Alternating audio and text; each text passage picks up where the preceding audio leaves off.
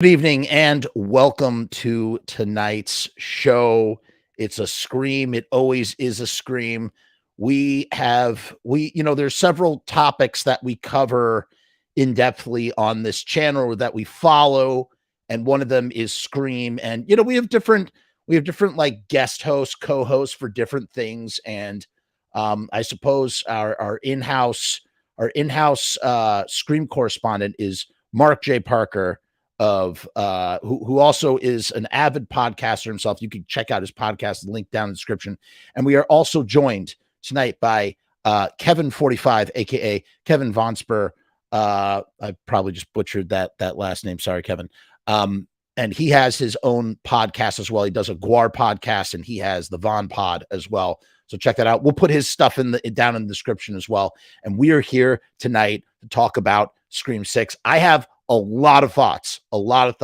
I have a feeling Mark has a lot of thoughts, and I've seen Kevin's notes already. So we're just gonna round table this as best we can. I'm gonna bring my co-hosts out of the digital green room, and we're just gonna launch into this and get started. There's no burying. We don't need to bury the lead. We don't need to do any of that stuff. We're just gonna dive into it. Okay. We'll probably talk a little bit about Scream 5, but we're here to talk about the brand new Scream 6. So without further ado, let me bring everybody out. Here is Mark. Here is Kevin. Oh, Jesus. I got scared there for a minute. I was like freaking me out, man. Freaking me out. It's so perfect that you have your mask, because then I have my sorority girls from Scream 2. I don't know if you can see. Excellent. I have Scream 2, Omega, Beta, Zeta, all the way, baby. That's awesome. Yeah. That is awesome. Yeah. With what is her name? Porta? Jason Takes Manhattan, I guess. Yes. Rebecca Gayheart and Portia de Rossi. Oh yeah. My God, remember her? Those girls were great. I thought for sure those girls were the killers. I was wrong, but yeah, I love those girls. And I got to tell you, I don't, maybe I shouldn't say this live in the air. I was just going to say that she has changed a lot. She's changed a lot over the years. She doesn't look the way she used to look. Rebecca? No, the other Portia? one. Okay. Yeah. She just, I don't know. She kind of changed her look, and I don't know. I just always thought she was very beautiful, and I'm not a big fan of her look today. But whatever. That's very superficial and silly of me to even talk about. So let's not talk about it, but just a thought that popped up into my head. Great way to start a show about There's Scream people 6. in Scream 6 you can talk about. Yes. Like my forever love, Jenna Ortega. Okay. Oh, yes. She is great. What a star. All right. So let's let's start this off right. Let's first do a very quick round trip about our feelings about Scream 5 right now, and then we're going to go around again and talk about where we stand on Scream 6, because I feel like we can't talk about Scream 6 without first talking a little bit about Scream 5. Scream 1 through 4, I guess, is in the past, right? Like that is, we've discussed it, we've hashed it out. It's in the past. We don't need to discuss it anymore. Scream 5, I'm going to start. Scream 5, total mixed bag, lots of missed opportunities, probably the most frustrating of all. And again, keep it about Scream 5 for now, because we'll go into with Scream 6. Probably the most, and obviously we're going to spoil the shit out of this, so beware. Spoiler alert! Big spoiler alert. Spoiler alert. I was thoroughly bummed by the choice of killers in Scream 5. I felt that there was a lot of missed opportunity. The best part really was Jenna Ortega for me personally. I was like, she's just awesome. She's great. I'm a big fan of her. And yeah, I just didn't, it was nice to see the reunion of sorts of the core three, however fleeting it was, and kind of unnecessary. And where does I haven't rewatched it since. It's like, whatever, like it's just another sequel. And I'm glad. The one thing, biggest thing that came out of Scream 5 for me is that we really did get a brand new set of characters that we can follow. Like, I don't need Gale and Dewey and Sydney. Let them live their lives. We can go with these new characters now. They successfully transferred that over with those characters, and I wish that there was just more focus on them in Scream 5 than on the original ones. That's me. Mark, why don't you take it from there? That's so interesting. Yeah, so I've seen 5. I think now I saw it twice in theaters. Just because I like, even when these movies aren't great, I still go back and just like try to catch anything I didn't see the first time, So twice in theaters, and I just rewatched it just last week to get excited for 6. I rewatched 4 and 5 to kind of get reacquainted. Here's the thing with 5. When I first saw it, as you remember, Jeff, lots of critiques. There were, a few things were good. Don't get me wrong. A few things were definitely good. And at a time, I thought it was better than 4 because 4, as we know, is so many characters and messy, and it just looks so bad. So, okay, so I thought 5 was better, but actually, on my latest rewatch, I think 4 is a little bit better and a little bit scarier. Like, I like these new directors, but I'm not all that scared anymore. So 5, long story short, I think it's no Scream movie, in my opinion, is bad ever, ever, ever. It's just weird. It's sort of a remake of 4, and I enjoy it, but it's not really making me feel much, it is nice to see Gale and Dewey. I do find that emotional, their little thing. It's nice to see Sid, although I know, Jeff, we had said, I think last year, that it does sort of feel like Sid is kind of just going through the motions kind of thing, So yeah, so don't hate it at all, but there are obviously better movies in the franchise than 5. And Kevin, go ahead. Hello, I'm Kevin Von Esper. Don't forget, I have a Phantom of the Opera show too for you horror people. Always be plugging. Always be plugging. Yeah, always be plugging. I've seen, I'm pretty sure, every Scream movie in the movie theater. I was probably 13 or something like that when the first one came out, and it was highly impressionable. And my ranking as of today is 1, 3, 4, 2, 6, 5. And having said that, whoa, wait, hold on. I gotta mentally slow that down. 1, 3, 4, 2, 6, 5. Interesting. Oh my You're God, one of the you're few people insane. that has. You have 3 You're up insane, high. bro. That's interesting. yeah, I mean, this could change on another rewatch. Yeah. But 4 is number 3. 4 is number 3. I don't understand you. Yeah, and 2 is 4. I really like 2 some of the is like- concepts in 4. Yeah. I mean, Okay, maybe I have to rewatch it, but like, it was the most meta of the series since the original. Like, You the are- whole filming the killings and everything. And You're entitled to your opinion. Oh yeah. I'm sorry, continue. Go ahead. So about Scream 5. yeah, having said that, 5 was the only one I remember actively hating while watching it for the first time. Wow. I was like, what is happening? I thought the references, like Wes Craven references and everything, were like totally thrown in there. I thought it was way overly dramatic, not enough fun. Scream movies, number one, they're scary, but they're fun, right?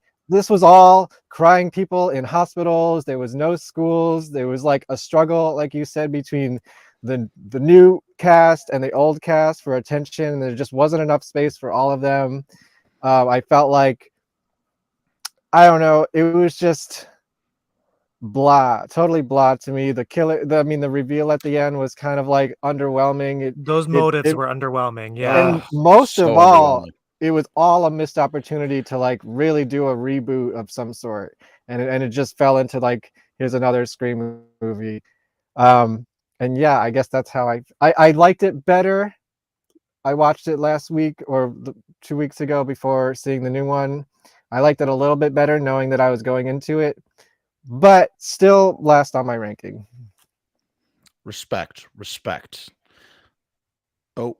Oh, You went, Mark, you're muted. You muted yourself. I muted. You're back. Uh-oh. Am I back? You're That's back. Yeah, weird. you're good. You're good. You're Geez. I was just going to say, sorry about that. I was going to say, it is funny how these movies, even when you watch them for the first time, it's not perfect.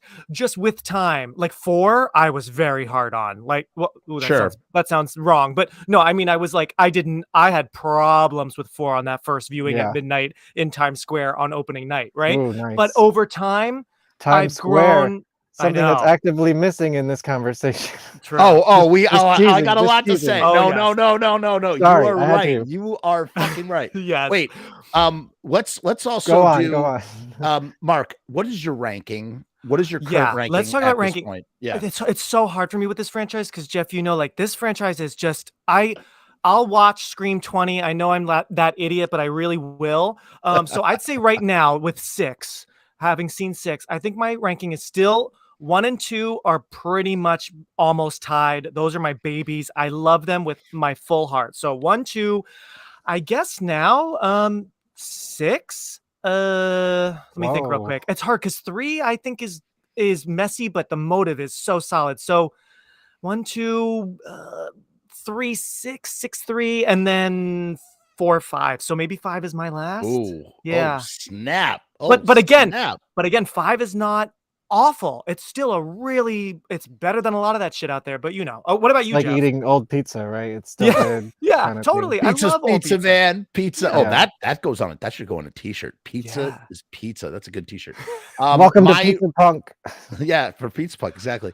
Okay, my ranking is as follows. I guess I honestly didn't even think about my ranking until just now, but here's where my ranking stands: 1, 2, 3 by a nut hair. By a nut hair over 6. I think better with time. I want to do a little argument for 3 at some point if you let me. Closing arguments. I'll bring up 3. Okay.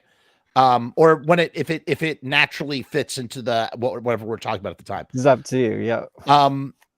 So 1, 2, 3 by a nut hair, 6, 5, 4. Okay. I hate 4. That's a fair ranking. I hate 4 so much. I would say most of the screams are like equal to me, so it's hard to rank them. It's like 1, 5, and then everything else is kind of in the middle.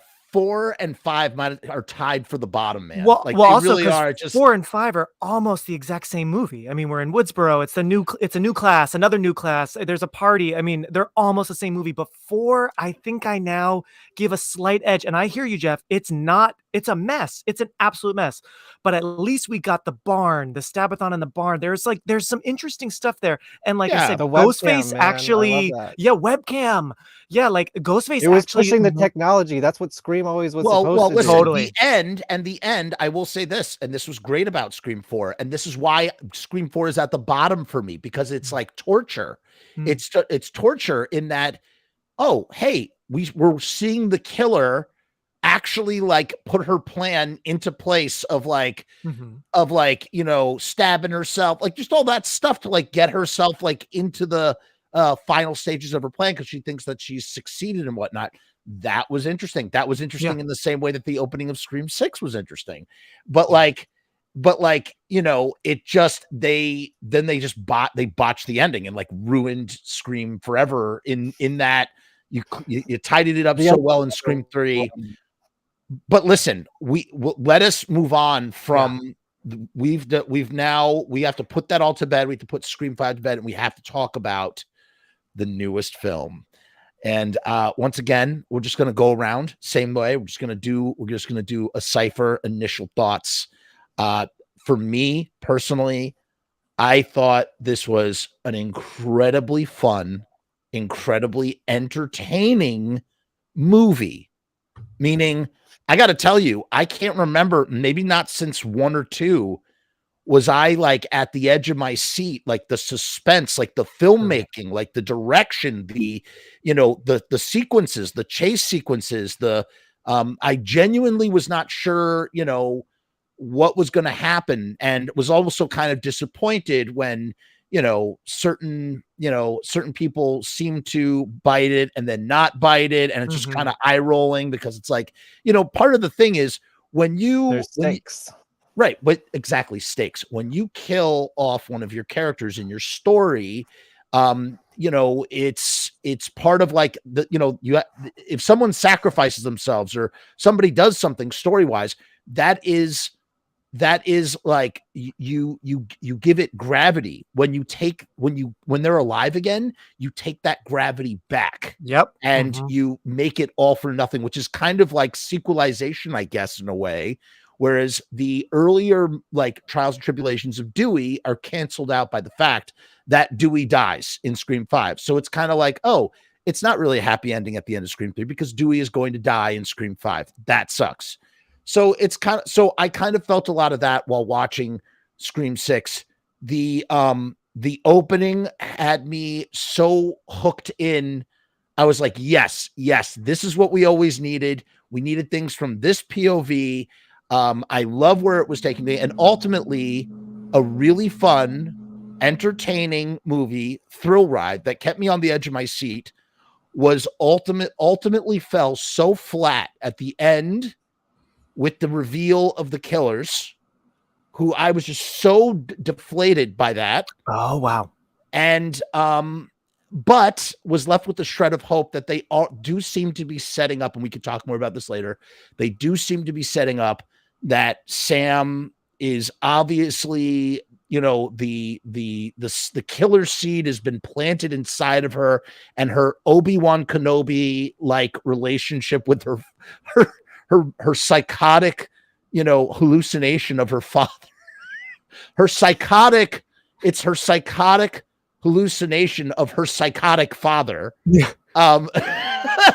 Is going to plant the seeds or set us up for potentially for great potential, assuming that they don't mess it up, but they've messed it up twice so far. Yeah, so who knows? That was a mouthful. So I'm gonna pass the ball to Mark.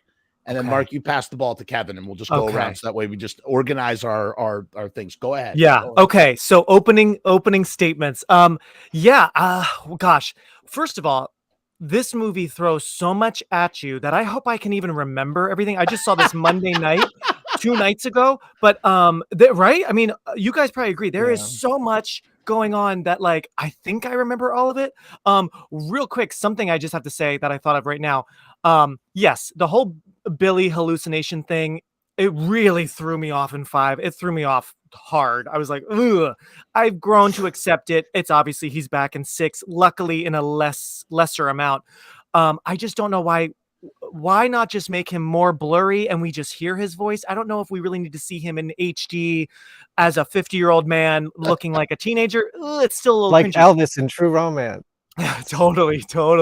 But I just wanted to say real quick, because I am a big Mrs. Loomis stan. I love Billy's mom. She's my favorite character. That to me was one of the craziest reveals. So to see her suit in this shrine, I really was hoping that Sam was at least gonna like just linger on that suit, that pantsuit, touch grandmother. Her grandmother. Like, that's the thing. We're kind of and someone did mention like, oh, this mask was your grandmother's or whatever. So we're getting some grandmother, but like, whoa, like it's not just Billy, everyone. She comes from a line of psychotic people. So I just wanted her to have a moment with grandma. And I know Laurie Metcalf is not going to come back. I mean, she might, who knows? That'd be cool. But I know they're not going to have her, you know, in the makeup and talk, but just give me just a moment. Cause I like how she's touching the glass, talking to Billy, and Tara notices, you know, and so I just wanted a moment where she's like just feeling the material of this old pantsuit before, like, just give me that. But anyway, I got to keep it general right now. So yeah, I agree, Jeff. The opening was wow. That was very interesting. I do feel a little bad for Samara Weaving, who is a good Scream queen. Love her. Love her. I was talking about it with my friend Jason, who's a big Scream fan, and he had a really interesting point. And other people I know were a little sad to not see a film class, much like Scream 2. I actually was okay with it because Scream 2 just does the film class scenes so perfectly well. Yeah. But an interesting opening just to have a little bit more time with her would be showing her in her night class, teaching the end of film class about something, maybe this guy, the killer, I don't know his character's name, but maybe he's in it. It would have been interesting just to see a little touch of class of the class, and then we see her on her date. But we gotta class it up a bit. We got to class it up, right? I thought that was a good opening. I was a little freaked out by this alley, which, I mean, Jeff, you know, at least in New York City, there actually aren't really that many alleys. Like that's that's like very Gotham City, but whatever. We got to talk about New York City. Yes, there's gonna be all of us being like from the vicinity or being around. I lived there for 15 years. Oh, okay, totally, Kevin. Yeah, so you know, like there aren't really alleys. That's like a Gotham City thing. But anyway, it was cool. Love that whole fake out. What I really, really love about this one is something we haven't seen in Scream films in a while, since like 1 and 2, especially 1. And my friend Jeff, other Jeff, had said this, and I totally agree. There were great fake outs where at certain moments, I really had no idea who I could trust. It brought me back to that final act of Scream 1, where you have Matthew Lillard and Jamie Kennedy and Sid's Sure. And with Hayden, Pat, with Kirby, with the detective, with different people. So we haven't really seen that very well since 1 and I guess 2-ish. So I That's fair. appreciate that. I just miss a time when Scream sequels could breathe a little bit. And I think maybe I just sound like an old man. Maybe younger audiences just want to go, go, go. It just felt like there was a moment where I'm like, whoa, I need to come up for air. Give me that shot in Scream 2 when Sydney is looking at Jerry O'Connell, who just got slashed on his arm. And it's just that beautiful long shot of her, like kind of with tears in her eyes. And she's realizing, I just kind of wanted to see a little bit of the heaviness of this all. But this is very much the Fast and the Furious of slashers, where after one sequence, we're moving right into the next, moving right into the next. So I think I'm just an old man. But I have to tell you guys, I saw it by myself. My first Scream movie, seeing it by myself, I kind of felt like a loser, but whatever. I saw it by myself. I always go to the movies by Oh, good. myself. Okay, good. I'm with good people. Yeah. I've always, like, I mean, 4, I took up a whole It's row. a solitary of people, experience. Yeah. It's like great therapy for us. But I have to tell you guys, I was by myself and I was almost like tears were in my eyes during that Gale scene that we'll talk about. Oh. I was very worried that my Gale was gonna, like, guys, when she was lying there, I literally, I would love to have seen a camera of myself. I was all contorted and the water in my eye, it was just crazy. So yeah, so I think that's kind of me in a nutshell with this movie. It's a lot works, some doesn't. I'm sure we'll nitpick. I know what you mean, Jeff. I didn't flatline for me. My jaw actually did drop towards the end with some reveals, multiple masked killers in the same room. My jaw was dropped, but then it kind of felt a little, this is the time in the movie when the actors have to go really over the top. Yeah. So, They did it. The same thing that happened in Scream 5. It's like the radio silence guys are like, okay, now you got to turn into this guy. right. When I would have loved for Detective Bailey, I think is his name, Dermot Mulroney, I would have actually loved for him to be cool as a cucumber and super spooky and very in control. Instead, he was like trying to go for the Laurie Metcalf, It was goofy. It was a little goofy. Always goofy when they do that. I hate it. It worked. It was great in Scream 1. And everybody who has, and you want to know what's funny? Roman, he doesn't really do it. A little bit. He's a little whiny, but he's a little whiny, but he's far more reserved. Yeah. Yes. Than everybody else. Just goes super over the top. Jill doesn't really go over the top. She's more like I don't know, a little whispery, kind of like, really staring, but then she goes over Kieran. And Kieran Colt, was this it? Is that Kieran Culkin? Kieran is not Kieran, it's Rory Culkin, Rory, one of the Culkins. He's actually pretty like laid back. He's probably the most laid back of all the Scream killers. He's just like, he's a hippie killer. Yeah. Like that, yeah, love you, Jill. Let's kill people. He's on that Californian diet. Yeah. Right. All right, Kevin. Go for it, buddy. Scream 6 was a good movie with a bad plot. Oh, okay. It had a lot of great scenes. I had a lot of great kills. I didn't actively hate it like the last one. I actually thought it was kind of a fun thrill ride. It brought the fun back to Scream. But again, a lot of missed opportunities. Not so much. It's missed opportunities carried over, because it's kind of like now that they set 5 in motion with all their missed opportunities there, like they have to continue with this. And this is like the logical conclusion of that. So it's, I don't know, it's a mixed bag. I mean, it wasn't a bad movie, but it wasn't a great Scream. I guess that's why I would put it second to last on my list, just because with Scream, I have certain, of course, they can never meet our expectations, but you want a mind-blowing reveal and cool kills, and like, it needs to like kind of mess you up a little bit. And the reveal on this was pretty underwhelming. In fact, I think the beginning of the movie was a better twist than the ending. So could not agree more on that. Yeah. Yep. Once it was like, okay, they have 3 killers this time. It's still like, I don't really care about any of these people anyway. 3 killers that we don't know, that we don't give a crap about. Like I was so probably the single biggest disappointment letdown as to who I never really cared one way or another who the killers were, I guess. I don't know. I mean, it was always exciting. But I like, just it was want to always be like, whatever. whoa. Yeah, I And wanted this to didn't give me be. that. It was kind of like, man. I don't know what it was. I'm like, dude, like, give us something. Like, after all this time, you wanna hit us with that nostalgia. Give us the nostalgia. Give us what we really want here. Like, what are you doing? Or at least give us some new ground. Have Sam have her slowly and Mark, we talked about this previously, this idea of her slowly. Mark had a great setup for Thank you. how he would have brought everybody to New York, and how he would have done things. And then I sort of picked up the thread and sort of continued it with this idea. Well, I mean, I think that was part of your idea as well, too. Just this idea that Sam is slowly descending into turning into a Ghostface killer. Well, she still could be. Again, this one, it's there. It's present. It's possible. This one was definitely just seemed like a setup for number 7. Yeah. You know, and it was kind of like, okay, gotta be nobody dies. The killers. I know. What is with there was some great scenes. It's some of the best scenes in the Scream series, but just in a kind of a bad who cares plot. I think Radio Silence is nervous about killing their darlings. And as we know, I mean, yeah, it's a bummer that Randy died, but Randy's death is, oh my gosh, it turned Scream 2 on its head. Like, I can't believe Chad, who is the first one, I believe, in the whole franchise to get killed. Well, no, he didn't that's the thing. He didn't die. I thought he was going to die. He has 2 ghost faces stabbing him. I know. It's Whoa, kind of ridiculous. my jaw was dropped.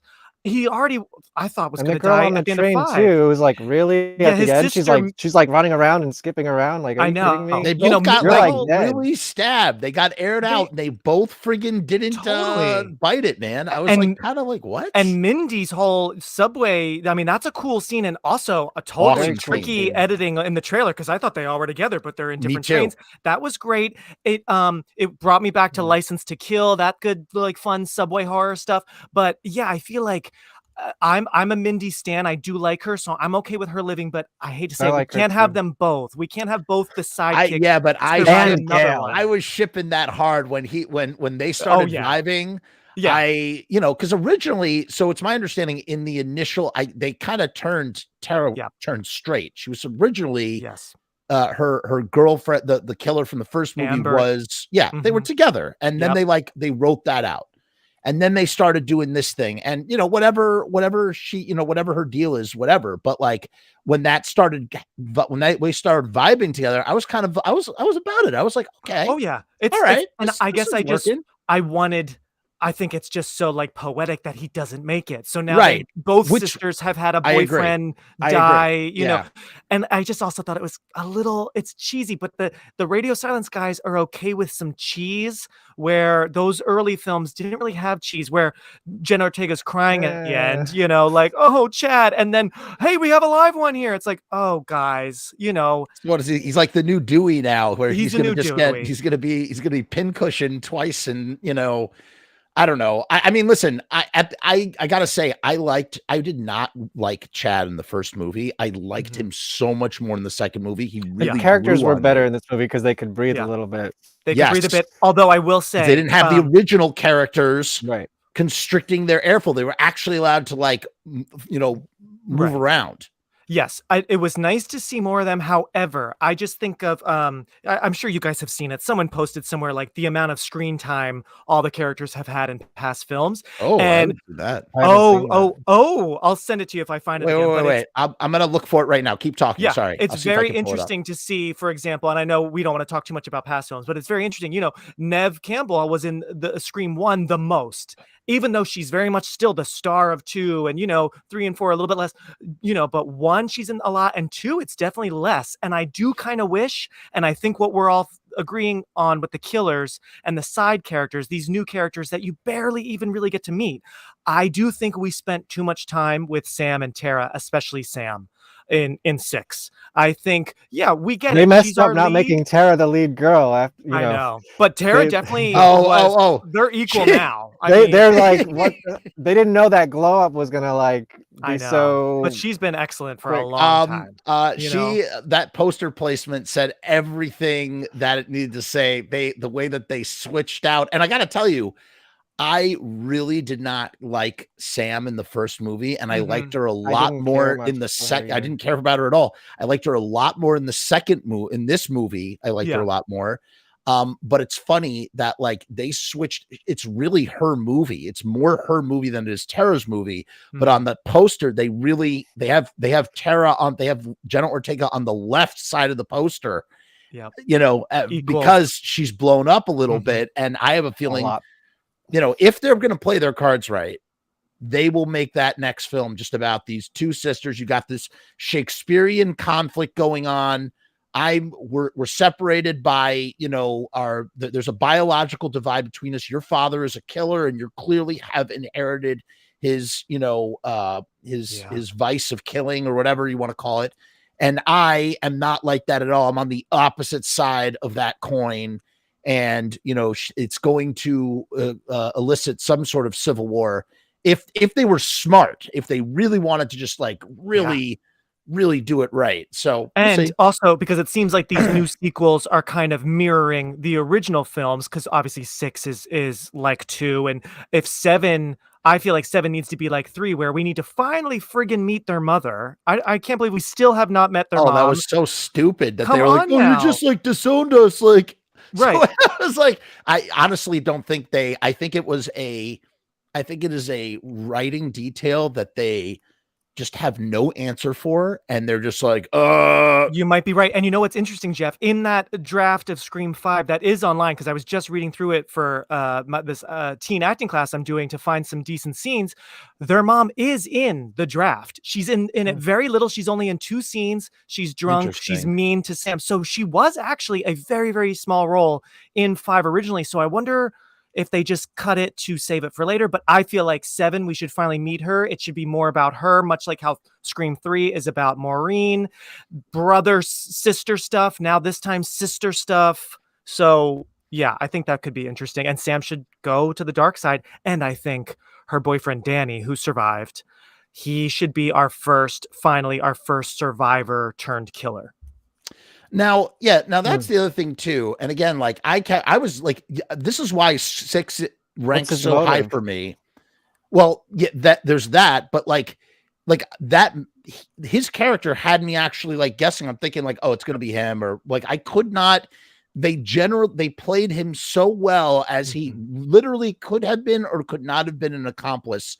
And for me, that's what elevated this movie. As Kevin said, I didn't have as much of a problem with the plot, but like what Kevin said, like this idea that like there are really great sequences and there's really great Scream stuff in this movie that had me so like my theater going experience was so enriched by what I was seeing that actively elevated the movie, even with that headache of an ending where, you know, they're like in this kill box and this like the shrine is cool, but it's also really dumb. Like it's just so stupid. Kind of, yeah. It's stupid. Yeah, but and why was there not a party in the shrine? Hello, Mark, it's a great, yeah, true. Mark, listen, the shrine is cool because we love it harkens back to every movie. Yeah, it's the nostalgia factor. That's why we think it. That's why we like it.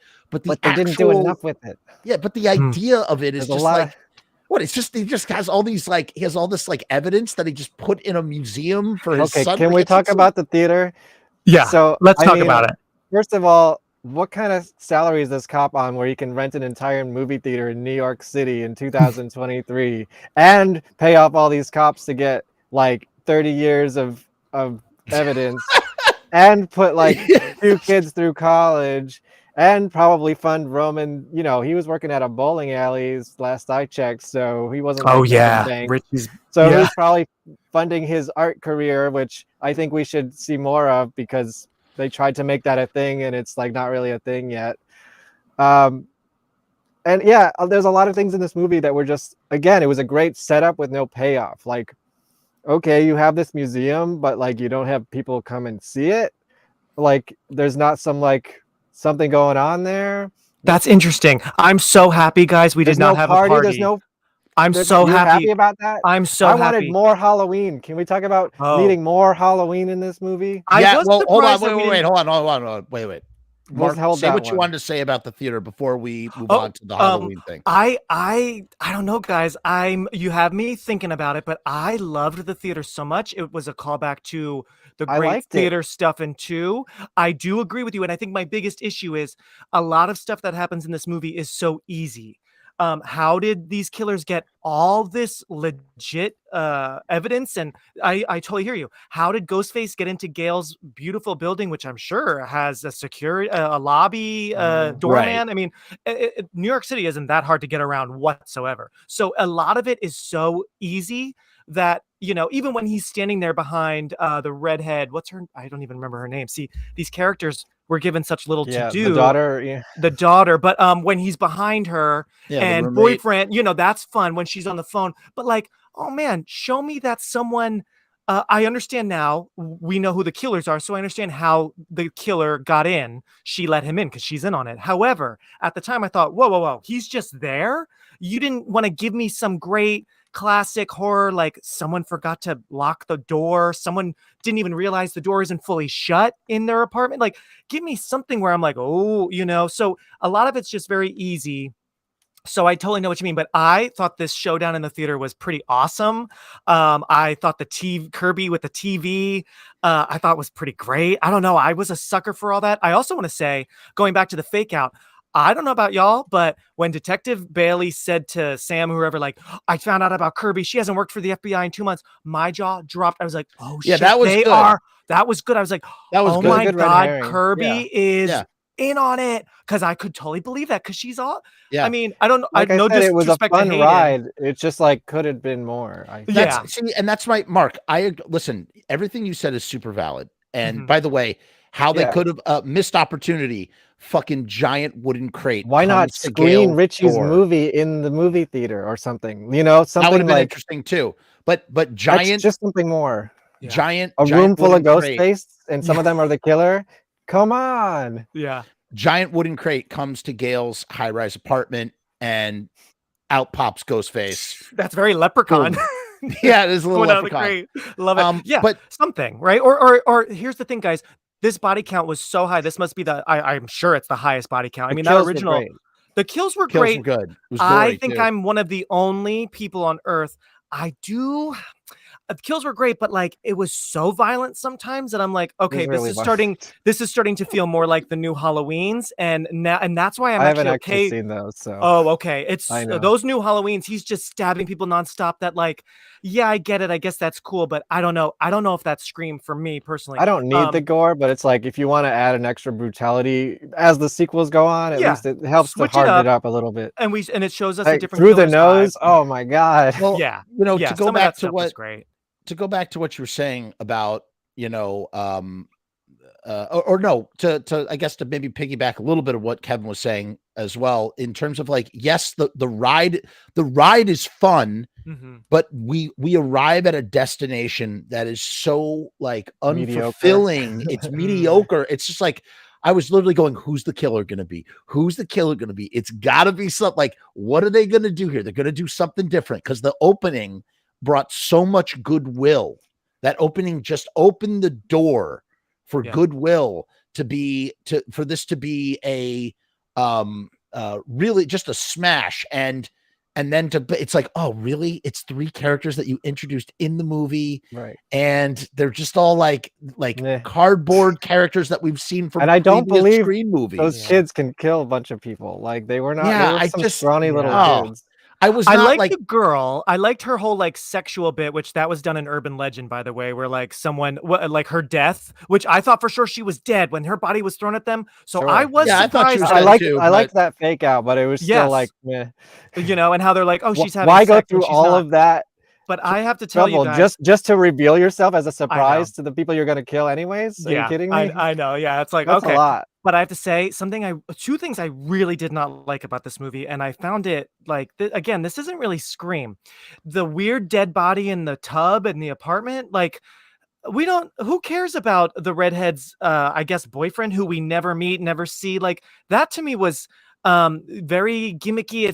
It just felt like who gives a shit about this dead body? And I at first was confused. I thought it was who ends up being her brother. I'm like, oh, is that their friend? I'm like, oh, it's just her boyfriend. Who gives a shit? Somebody And then also we don't see before yeah, or I feel after, like if we're not seeing a face, I know We don't see him is alive. We only see him dead. I don't care about that whatsoever. Again, the body count is already so high. There's so many dead bodies that like to just throw one there in a tub felt like this is starting to feel like the kind of movie that Scream characters make fun of. You got to be careful. And then I have That's to what say, I felt about 5. yeah. And then I have to say real quick about Gale's scene, which I really did enjoy her whole Let's talk about great Gale real scene quick. in her apartment. But guys, she has a boyfriend who we meet a minute before he dies. We don't know his name. So stupid. That was, I have to tell you guys, stupid. that was like kind of insulting. I feel like for fans, for Dewey, Yeah. and for Ghostface to say on the phone, like, look at his muscles didn't help him or whatever. And she says, yeah, I guess not. I'm like, wait, Gale, no, this Gale is cold as a fish, Gale. Cold as a fish. I was happy to see her sass back. That was fun.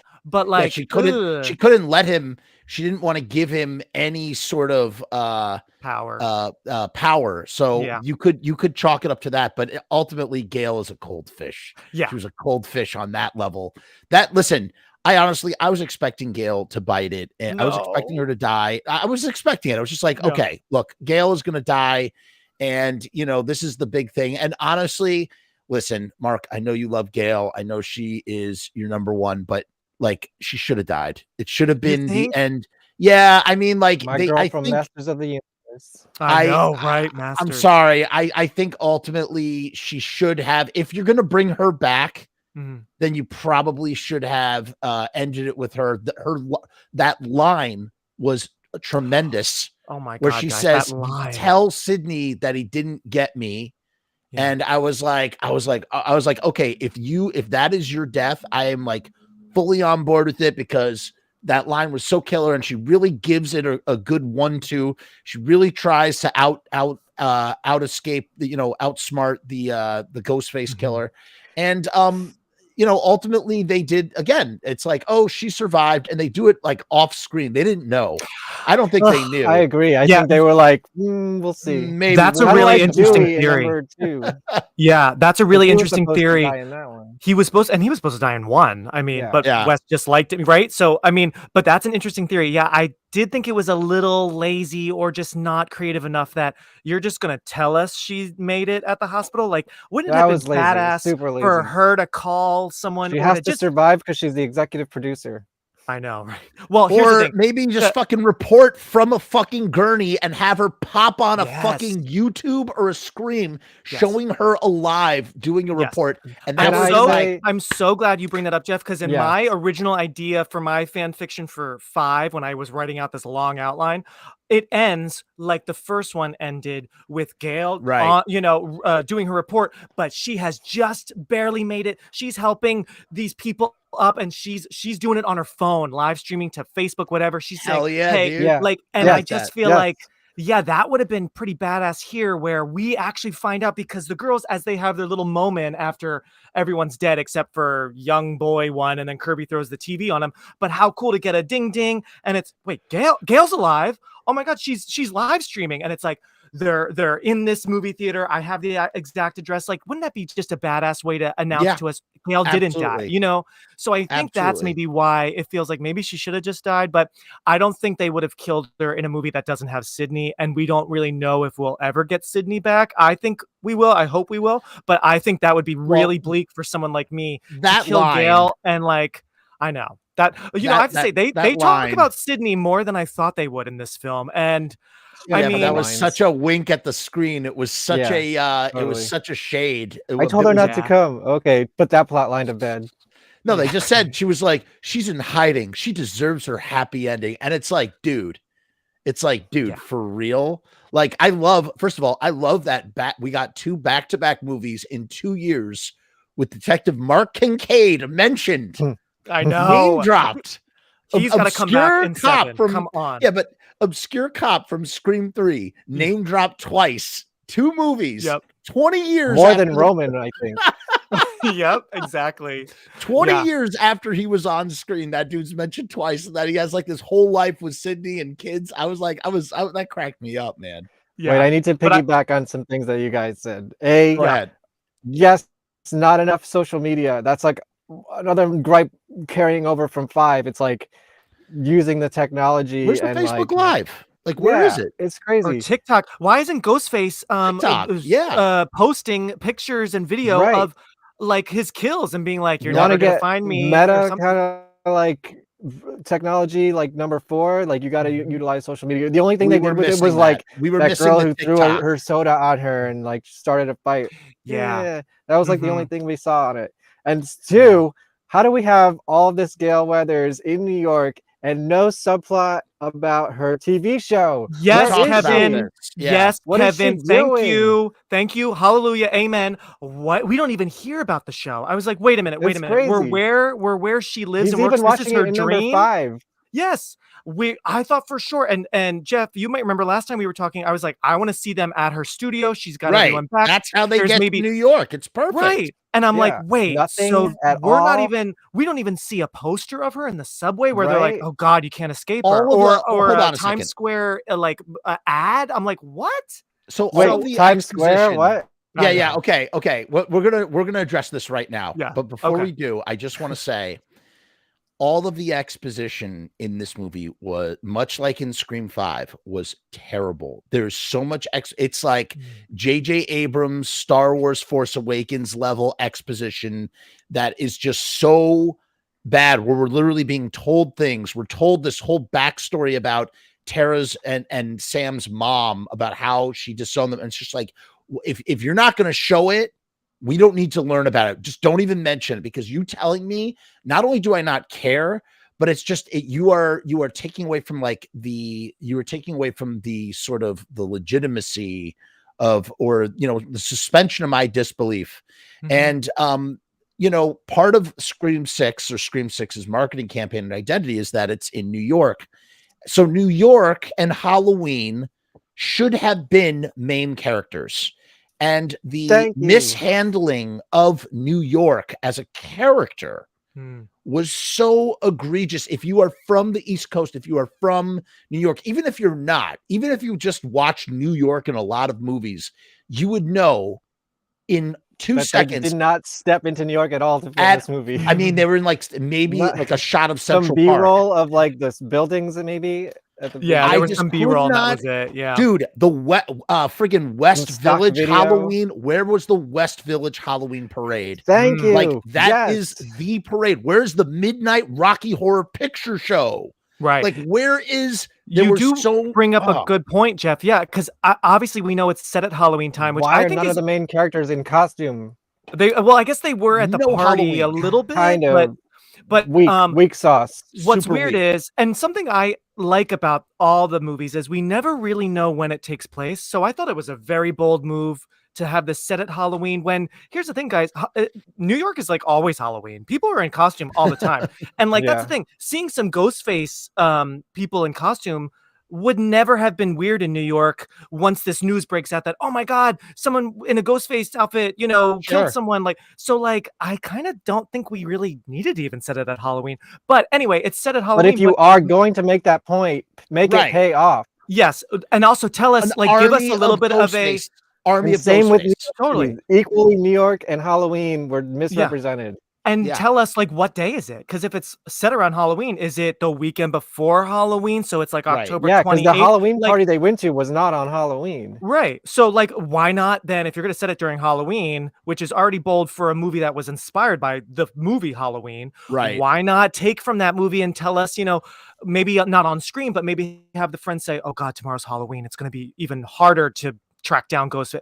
There's no mention of what day it is, when is Halloween in proximity to what's going on in their lives. So that was sort of strange to keep it just vague Halloween time. The subway ride has probably the most combination of, hey, New York subway, Halloween Mhm. costumes. Like Yeah. that was like kind of like trying to And that was combine why the it was like the two. best scene in the movie. Yeah, it was Yeah. super suspenseful. That and the super great. bodega scene, you Oh, know, the which is bodega was those, very New York, very New York. yes, scene those as were the well. most very New York scenes there were. Those were the best parts. Agreed. But everywhere else, I'm like looking at, I'm going, that's not.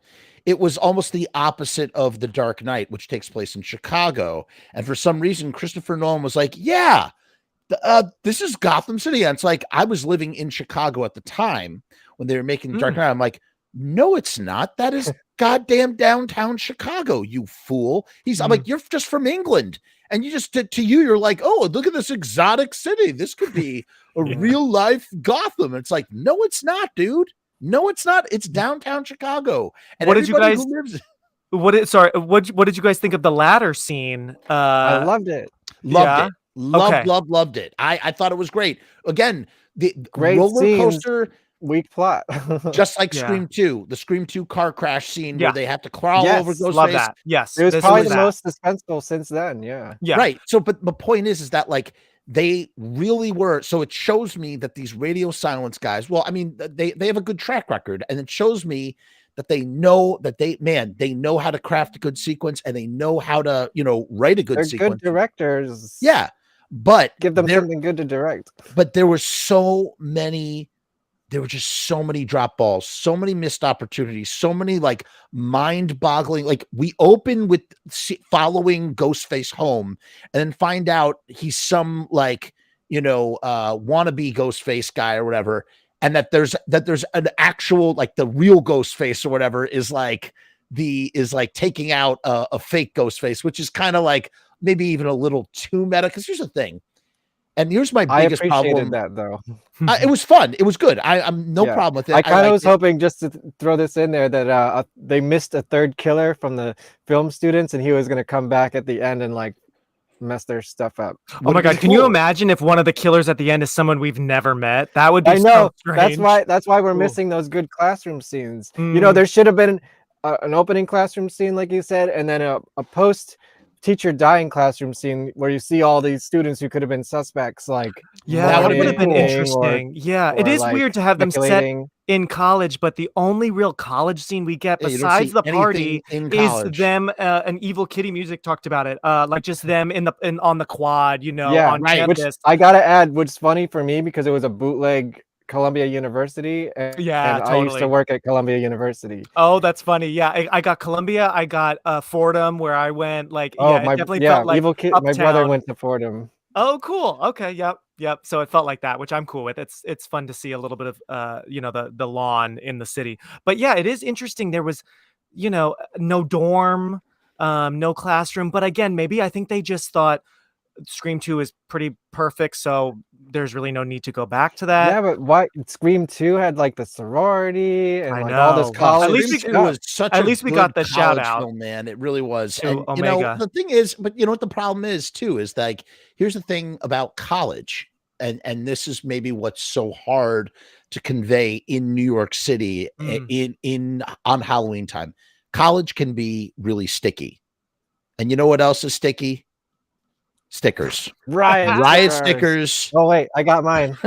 Riot stickers is the official sponsor of the Frumess channel. And Mark, you gotta get some stickers. I gotta get some, especially with that segue. Oh my god, that deal is a good deal, Mark. You've been waiting on that one for like a half hour. 1,000. Yeah, I'm a little late. 1,000 stickers for $79. That's 7 cents per sticker. They're printed on vinyl. And they have UV protection, so they could last for a good 5 or 6 years outside in the outdoors. I think they're rated for about 5 years of outdoor wear and tear, and then indoors maybe even forever. This thing's gonna be stuck at dingbats forever, man. Forever. These are 2.5 by 3 inch stickers, but the deal is for 3 inch by 3 inch stickers, so they're slightly bigger than this. And Riot stickers, they print everything you could possibly imagine, including that wonderful banner that's behind me. I love that. The link to this deal is down in the description. You can only find it in the description of a Frumess video. You are never going to find that link anywhere else or that deal anywhere else. I was just on Facebook and I was getting some like similar sort of like third-party ads, 250 stickers for $69. That is a ripoff compared to Riot stickers. 1,000 stickers for $79. That's 7 cents per sticker. You go to riotstickers.com/Frumess. That's FRUMESS. riotstickers.com/Frumess. That's the only place you can get Riot stickers. And much like in Scream 2, where Less Than Jake covers I Think I Love You, so shall we play the Riot Stickers video with the Riot Stickers song written and sung by the guy from Less Than Jake.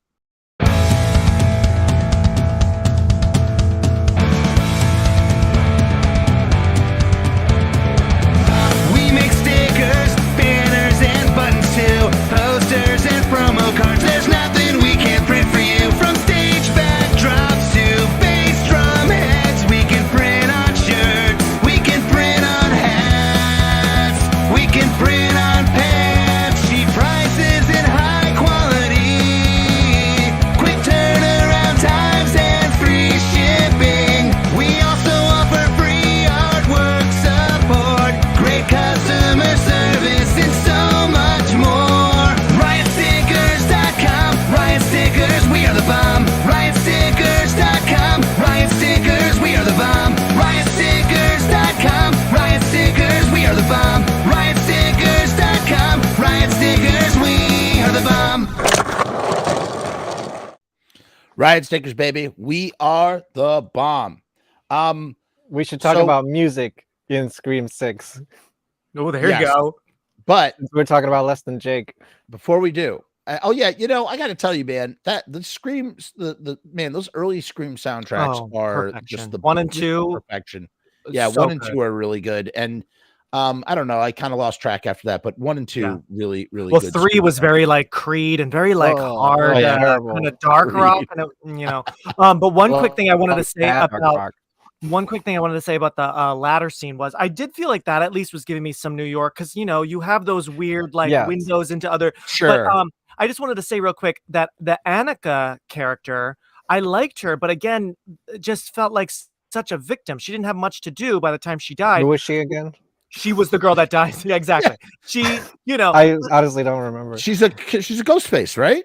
Oh, no. she's the daughter? no, no. Annika is the girlfriend of Mindy who died off the Oh, ladder. right. Yeah, Ghostface, yeah. you know, which Oh, that that was some mean death. She was so was nice. mean. That was mean. That was Yeah, a she was mean cool. death. I wanted a little more liked her. from her, but Jody I Ramone, what's I up? thought, Sorry. oh, that's cool. Nice. I thought, what was I gonna say? Oh yeah, so he throws her off, and I thought that alone is a mean, sick Very death mean. of just. But then I thought it was quite dumb that she bangs her head on the dumpster, and then I'm like, okay, we didn't Very need that. slapstick. Like It was that slapstick. Yo, felt, yeah. Kill Cuba Gooding Jr.'s kid and keep her. Have her survive the fall. That's Cuban Gooding Jr.'s kid? Oh yeah, Mason Gooding, Chad. Yeah, that's yeah. I always forget their Holy characters' crap. names. Chad is Oh.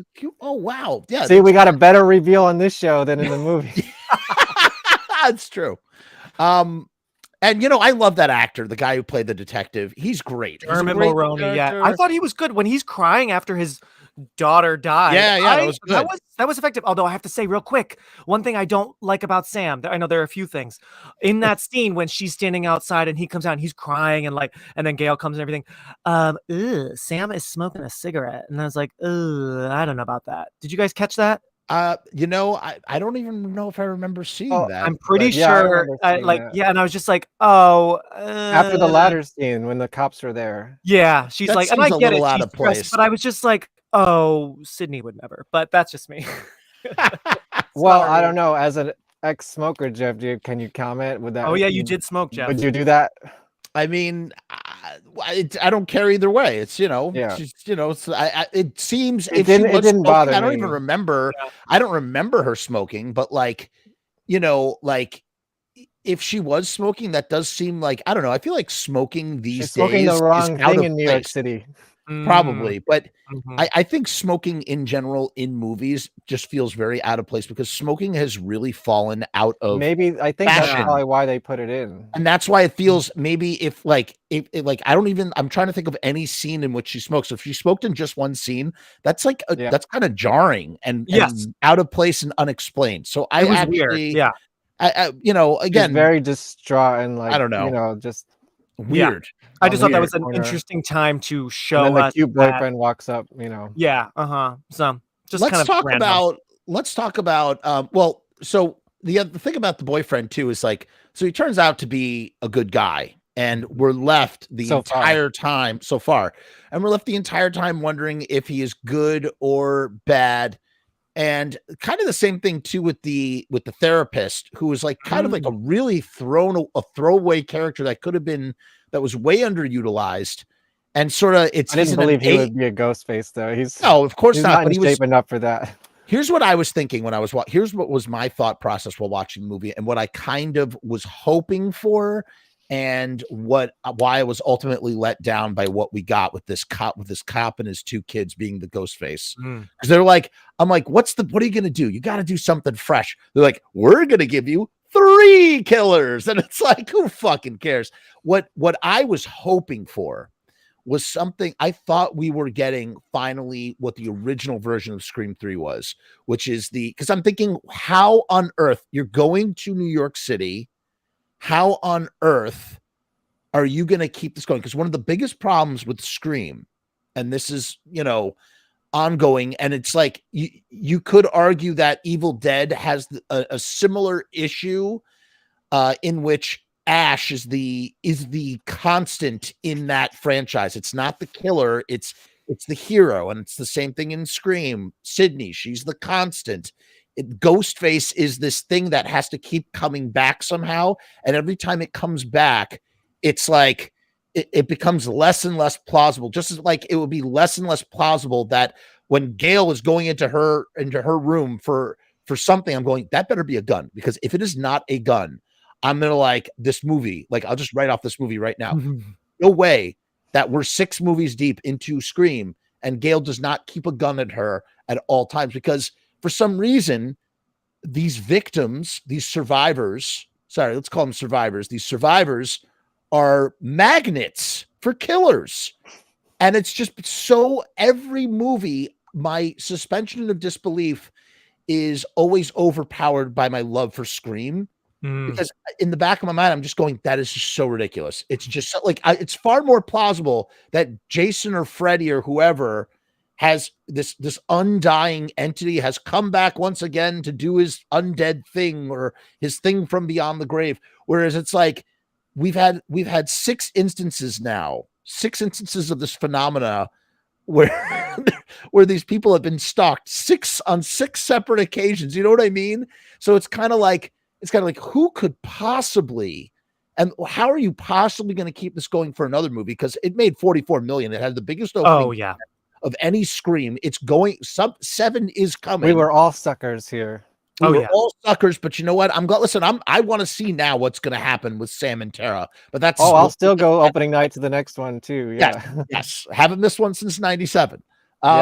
The 96. Wait, what was I? Yeah, what was God? What was I just saying about? With the killers? You were talking about. The plausibility and how it just kind of like it just continuously loses. Like, we need some sort of device.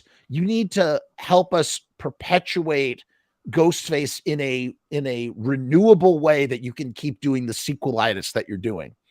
And they had it. They had it within their grasp, and they fucking didn't use it. They established in the opening that there could be this kind of like cult-like thing that we almost got in Scream 3 of people that are just devoted to emulating Ghostface and doing the killing stuff. And the idea of like there being like a OG Ghostface or someone who is knocking off the other Ghostface because there's some sort of maybe infighting between the Ghostface, who gets to be the one that gets to murder the survivors of the previous entry, that sort of thing, was like, oh my God, you guys got it. That would have been so sick. And then anybody can be a Ghostface, like literally anybody. You don't have to establish them. Like the fact that they had to establish these 3 Ghostfaces, the detective and his 2 kids, they had to have the mousy best friend or the mousy guy who's like quiet and somber and meek and the roommate. We had to establish all these characters. Whereas you just bring us in that dude, but Indian dude from Spider-Man. What's his name? Great actor. Love that Tony guy. Revolori. I don't know his awesome, character's awesome name, but character. Great. He's also in he's in that Wes Anderson film. He's fantastic actor. Love that guy. We don't know anything about him, but we watch him take off his mask and I'm super invested in this guy. I'm like, okay, like you've just established this character. I'm down. Give it to me. What is gonna? And they wasted him. They wasted him in 2 seconds. And the hook that really got me, that really sold me, when he passes by Tara and he knows her. That was such great. That was the best writing in the whole movie. That writing was so good. They just show us. They establish instantaneously. This is a guy that knows Tara. This is a guy that is emulating the Ghostface. You said everything that you needed to say. We saw him become Ghostface. We saw him reveal himself. Tara's in that film class? Probably. Yes, I think, as a matter of fact, I think she was. I think they mentioned that. I think they might talk about that. Yeah. So to me, that was such a missed opportunity. And that has been, they had the solution for keeping. They could have stretched that out over a few movies. They could have established some sort of head Ghostface who's calling the shots, a shot caller Ghostface. Maybe it could have been Stu. Maybe it could have been Stu with his loyal legion of followers. Or someone catfishing as Stu. Someone catfishing. Oh my God, Kevin, that is brilliant. That's clever. Yeah. That is letting us think that. Just wait, I have another brilliant idea I'll keep for the end. Q. It's like the Q thing. Actually, I shouldn't say that on YouTube because it's going to shadow me. Whoops. I said you, not Q. I said you. Yes. You. I said Q. A two. A couple more times just to bury it in the algorithm. That is brilliant because that's what it would be. It would be like that. And they're all following this guy who's claiming to be Stu from jail on a burner phone. And he's telling people and that would have been good. And we did. And then you could totally somehow tie Sam into it. Sam is the centerpiece because she's Billy's daughter. And she's the key to all of this somehow. I don't know how, but she's the key to all of it because maybe she's bipolar or like multiple personality. I don't know. There was just maybe she doesn't know that she's the killer. Oh, that would have been. Oh my God, that would have been. Well, I feel like that's coming. I feel like that could be number 7. I feel like she needs to kill her mom in 7. We need to finally meet the mom, and she's got to snap and kill her. Much like Maureen died years ago, and like she's just like, why did you sleep with Billy? Why did you make me this way? And then and then so that could be really something crazy. Because what I do like though, at least with these new movies, where 4, interesting motive, but 4 kind of didn't have a theme yet, is that it is going back to the theme of family. Because we know the first 3 are about the mom and family, and now so there is family stuff going on here, but maybe that can be a little more next time. But well, can we talk about the killer's motives?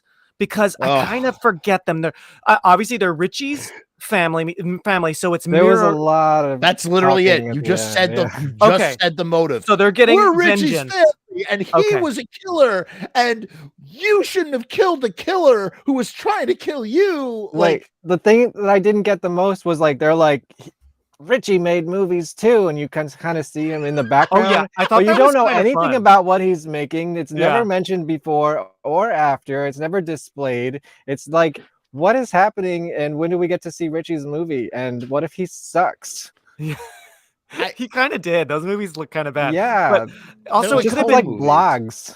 Yeah, they were like bad home movies that were like they were like those fan films that are just like remakes of scenes. There's not like anything original. He's just like reshooting the Casey Becker scene.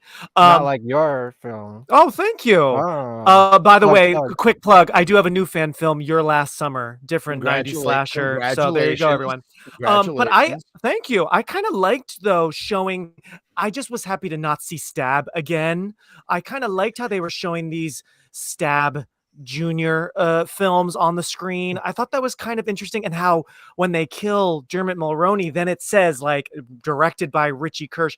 The only thing that I thought that was all pretty clever. The hard thing is Richie ultimately wasn't really that amazing of a character in 5. Right. So, you know, like if So we had a bland, such Yeah. a bland, like, oh, it's the boyfriend again. Like it just, and that's what but that's what I mean when I say, like, And a girl who happens to live in the house who was then convinced to be a killer. That's pretty far fetched. it just, it just really, it just made my eyes roll so hard in 5. And then it's like the big reveal. They're in the same house. It's Stu's house. Real, like, I mean, yes, awesome. Love the nostalgia. But at the same time, it's like how do we go to Stu's house? And if we're going to talk about it, how do they not go into the garage? Oh, I know. that's true. Because they That's went into the garage in the beginning of 4, and then another garage would be overkill, right? If anything, it should have been. Well, I know we're not talking about 5, but I know. instead of we're in a Stu's wormhole house, now. I feel like it should have been it's Sid's old house or Casey's house, like another iconic house from that first film. It just because we kind of saw Stu's house on the set of Stab 3 and Scream 3 when I she love went. that. Yeah. So I mean, That you was, know, but that was a lot of great. repetition. Yeah, but you want to know something? But you know why that worked so much better in Scream 3, which again makes Scream 3 such a great movie, in my opinion, because it's like we're returning back, because the whole thing was like we're returning back to the beginning, but we're not going to go to the exact place, but we're going to give you something that's evocative of it Yeah. to make you remember. And mind you, that's only 4 years apart from the original, and it still felt like so epic. Yeah. In that moment, Oh, it was so much more powerful than returning to the actual house. Oh yeah, it was Like, that's very what's eerie. It was that was such a well done little flourish compared to, you know, just returning to the house. So it's like we need something more than it just being some random ass boyfriend dude, or the random ass dude's family. We Yeah, it's literally just had kind of this. lame. We literally had this in Scream 1 and 2. They literally had the same thing in Scream 1 and 2. I think it this was worked. them saying we're redoing the Scream 2 reveal where it's going to be a parent of a past killer. So it's like redoing that. Although I don't know. Here's my quick thing about the killers. The kids, yeah, especially the boy. Was his name Ethan? Like so throwaway, Who right? Like cares? who cares? Such a throwaway character. Little I feel like he wasn't even a college kid. I'm like, are you He's like so you're meek like and just high school freshman? unnecessary. But one thing I did like about Dermot Mulroney being the killer, the dad, is I personally thought we need another like adult killer, because the past few movies were teens or like 20s. So it was nice to see like an older person. And I was hoping for like an older man, just like give me something scary, because we hadn't had an older person since Mrs. Loomis. And this is super nerdy, but I had noticed this a long time ago, and I am glad these writers did do this. So in the even numbered films, we get a killer version of one of our legacy leads. In 2, we got a killer reporter, Mrs. Loomis, bad version of Gale. In 4, we got a killer final girl, Jill, bad version of Sydney. So I was hoping, I'm like, please, in 6, give me a bad cop. So I am kind of happy that they followed that, and we got a bad version of Dewey. Interesting pattern. So I don't know. He was kind of like, there was a Dewey-esque quality to him. Like, I thought maybe him, and I was kind of shipping him and Gale too. I was like thinking maybe that's gonna go down. And you know what's funny? They should have done that before he tried to kill her. Yeah. And you know what else too? Rules. That's the rules. Oh my God. Now that's an unexplored friggin' thread. Show them having a relationship or getting into something, and then Gale is murdered, and it's him who ends up being the murderer. That would have been far more interesting than what actually happened. Yeah, if you're gonna give Gale a boyfriend after being with Dewey for years and like we have followed that relationship, like give him something, give him a name, my God, and give him something to do. Yeah, that was so weird, guys. That boyfriend, that he guy did have something to truly, do. He had to get the food. he said, "Oh yeah, it's not the food, but it's for you." Oh, great line. That's Okay, literally it. awesome. That's Come on now. No, but you want to know what that was? That was just Gale, in the same way, Gale. He's just the F boy. He's just an F boy. It's just like probably some fling that Gale, she's widowed. No, she's not widowed. She's divorced. She's divorced and her divorced husband has passed away. And she's probably, she doesn't have children. And she's like, she's lonely. She's a career woman. And she, probably, who knows what her social life is like. And so she's probably on some app and she's like, she's in a position where, she's getting some D, and that's it. Yeah. And she's just, so who knows what exactly, and I don't hate that. His role was. Yeah, that's great. I think that would have been more solid if we saw him with her. If he dropped, if like when she shows up, when Dermot Mulroney's crying and she says, "Are you the cop?" If boyfriend tagged along with her or is in the car saying like, "All right, are you cool?" Like just show me a little bit more of him. Like I just feel like that's what the earlier films did really well. Everyone, even the side characters, you got to know them very well, very quickly. Here, a lot of these characters are Kevin like Williams throwaway. Yeah, bring him back. Exactly. Yeah. I want to say something about the killer. Yeah, go ahead. Because nobody's talked about the rules yet. The new rules of the franchise. Yeah, what were they? They were so fast. Wait, Kevin. Before you get there, because I want to, we have to descend. We have to go enter into our final descent. Kevin, do what you're about to do. And then what I want to do is I want to talk a little bit about also Tara and Sam's core relationship, because that was kind of like a repeating motif in the movie. And then let's just do a little housekeeping, little details, little things, that sort of thing. So go ahead. Kevin, I was going to say, from what I remember of the new rules of the franchise is the new killer's got to be like supernatural. And I feel like they didn't lean into that enough because, hello, you got a police officer. He could be all like decked out in like bulletproof vests and like maybe a helmet under his mask. Like he could seem unkillable, but it's like he's just borrowing police equipment or whatever. They didn't do anything. That would have been cool. That would have been cool. Yeah, that was it. Oh, I don't remember the other rules. I don't think they followed any of them. Well, now this one's talking about a franchise. Anybody could be killed, or everybody could not be killed. It felt like the rules were kind of just a rehash of what we already knew, which is anybody fine, can be killed. Anybody can be killed. Anyone's a suspect. That was kind of it. But what's interesting is, this was the rules of a franchise. So what would the rules of 7 be? Like more rules of a franchise? I don't know, right? Yeah. Unless they bill it as the rules of the final film in a franchise, but. I would say that they've sort of established what the rules are for any number of Scream sequels that will come after this one. Meaning, like everything. What are they going to do for that scene of number 7? You need a rule. I don't know. Just like like anybody could die, but it's hilarious. They're like any legacy killer can die, but we're not going to kill off any legacy characters. I just got an idea, guys. What I would love, what we've never seen before in 7, whatever the rule scene is, by the time they get to like the second or last or the third rule, the person saying the rules, so Mindy or Kirby, whatever, dies.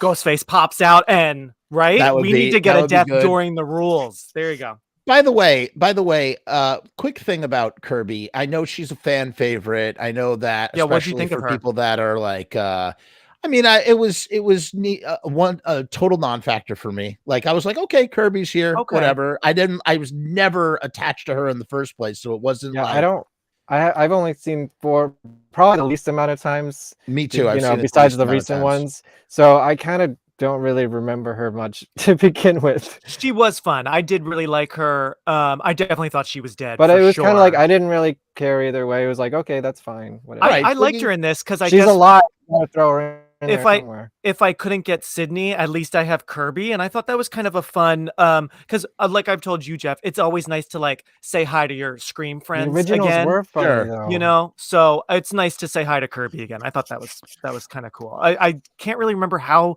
I know she's in the FBI in Atlanta, and she was tracking Tony Revolori, I guess. Again, kind of easy. She should have It's been in the film class instead of being an FBI agent. yeah.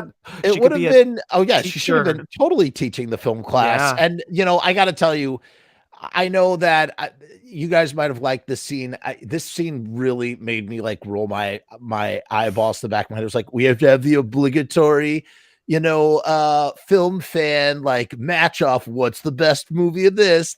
Which version of this do you like? Like, trying to, like, yeah. match up their fandoms or something. Okay. I thought that was so weak. I just was not into that at all. The- I was just the like, I didn't love or Conversation? hate it. Or like Uh, that happened at all? Like, did you not need them? that to- happened. I just didn't need that at all. Oh, 'Cause I didn't okay. really, I don't know. It just, I I just, thought it and was like character building, I guess, you know, if nothing Yeah, else. I was okay was with so it. I late. just It was so a late in the movie. non-dramatic conversation. I appreciate it for that. It was Yeah. so late in the movie, and it felt so. You know what it was? You know why I didn't care for it? It felt so forced to me. It just Okay. did not feel.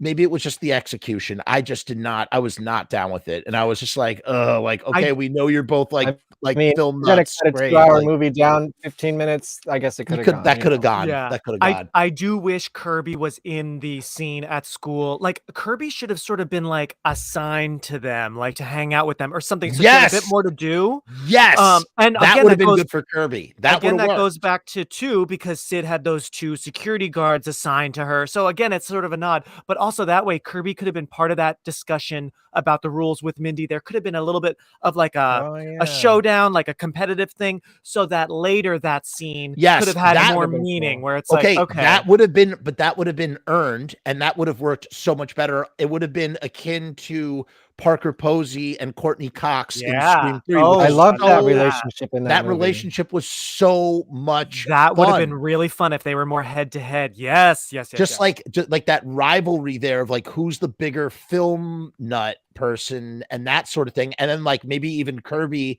like being like, whoa, oh, you're like Randy's niece, like that's like rad because she's a Stab fan, yeah. you know, per Scream 4. So Yep. that would have actually, It is kind of weird, right? that would have worked. I mean, it's like, where is that? Like, give us that. Like, I don't know. I just that just a little detail. Again, I've been incredibly, I said how much I liked it, and now I've just been like ripping it apart this whole time. I think you hated it. I really we had I this was like a really didn't therapy hate it. session. Yeah. Yeah.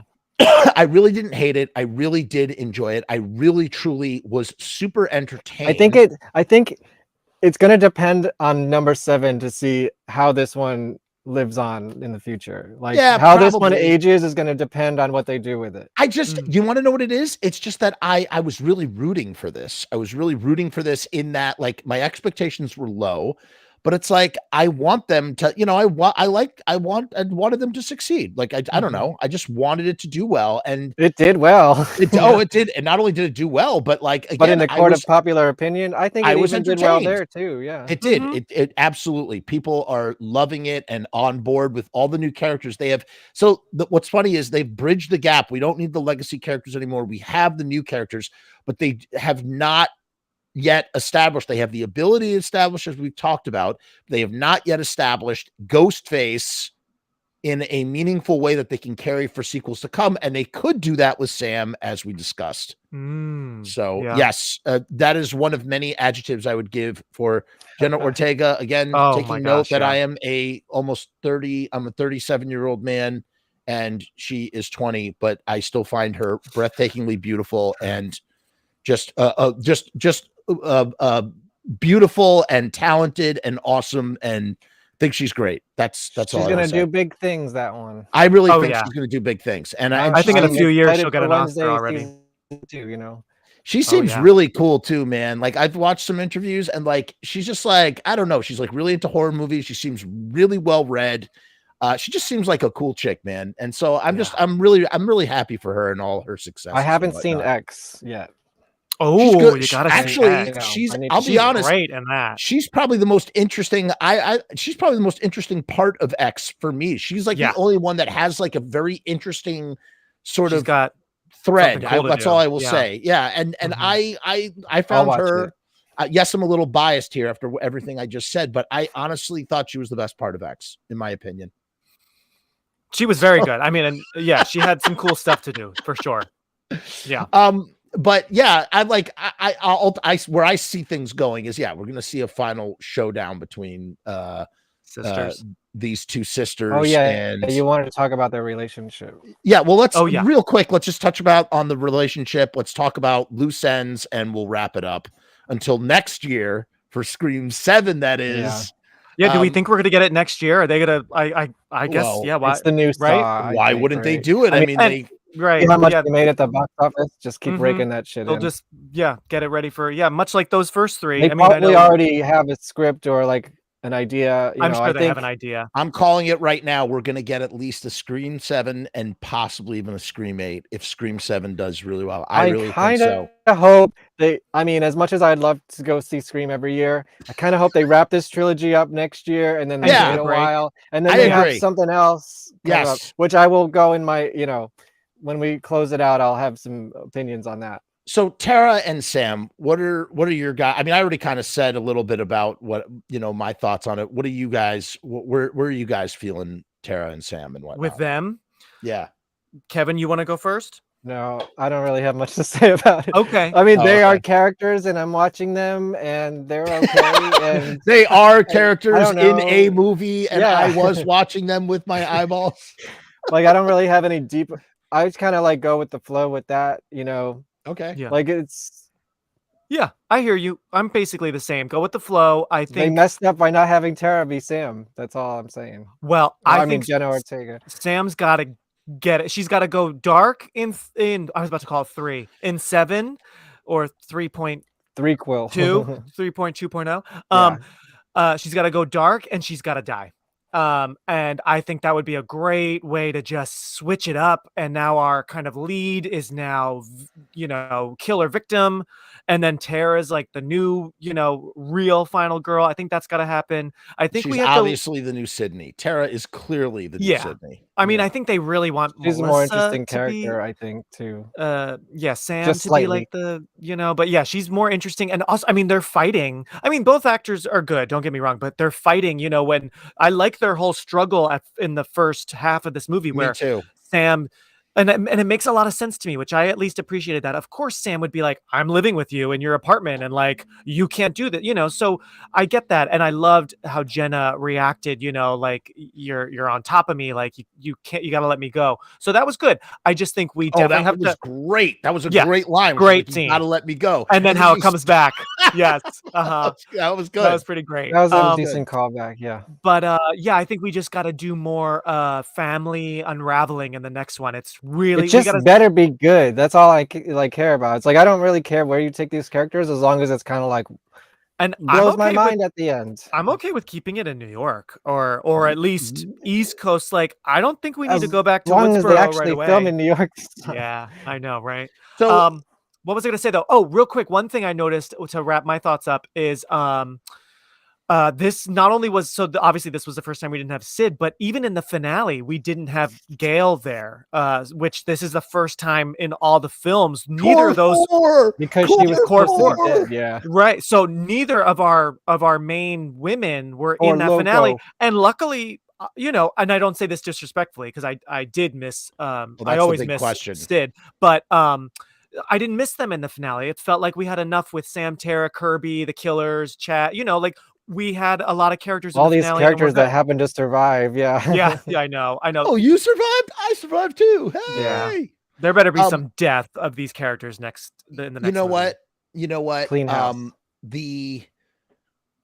Well, first of all, what should have and could have happened, or what would have been far more interesting, and what will have to happen in the next movie if they, if they do if they're worth their salt, I think Sam basically did the same arc that she did in the first movie, and it was really frustrating. Her arc should have progressed in this movie. She was like ever so slightly flirting more with the appeal and idea of Ghostface, and she should have just gone full Ghostface in this movie in some way, shape, or form where her sister Tara never finds out. And that leads us into the third film where she could actually become Ghostface, because now in the third film, we have to watch her turn to Ghostface if she goes that route. I think she and should have then kept the see mask what at the end. I mean, you know, and then you could rush it and have her whole arc finish in 7, or you could have that last movie. You could have an 8 where it really is just full on Sam versus Tara and some sort of cat and mouse, which is what Kevin Williamson kind of initially wanted in the original Scream 5 and 6, that we thought we were never, there was a time where we were like, we're never going to get a 5 and 6. Yeah. Like, I remember when I worked at Dancing with the Stars and in New York, whenever they would rehearse, and David Arquette was, I was on his team when he was on the show, and 4 had just come out, and I said, are we going to get a 5? And he was like, met him? Oh, I met him. Yeah. And dude, I worked with him for a week. Awesome. And this was like not even a month after 4 came out.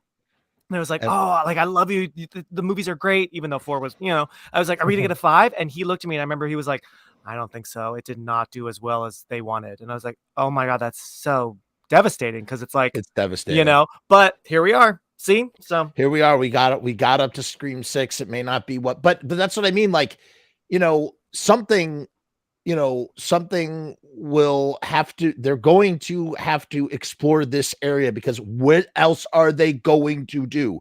Who else are you going to have? Okay, do you want me to do grandpa? Do you want me to throw my ideas in here now? Yeah, I'm Ghostface now. Yeah, go ahead. I mean, just Kevin, briefly, wrap us up with your ideas. Go ahead. Well, this idea, I kind of don't.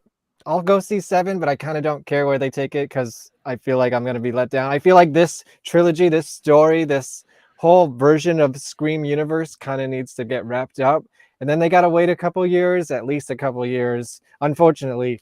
So they could, I feel like the only, and I said this about number 5, the only way they can really freshen it up is to do something completely different. And they probably going to have to new nightmare this bitch up, you know, like, I'm listen, down for that. Imagine this.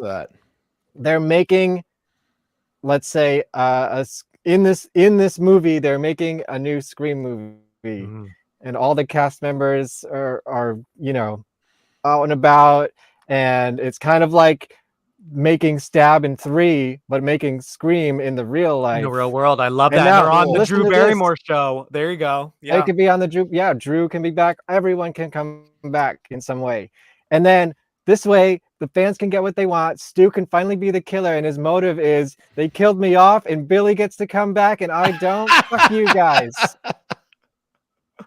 Oh my God. Yeah. Oh my God. That is a silly idea, but I like it.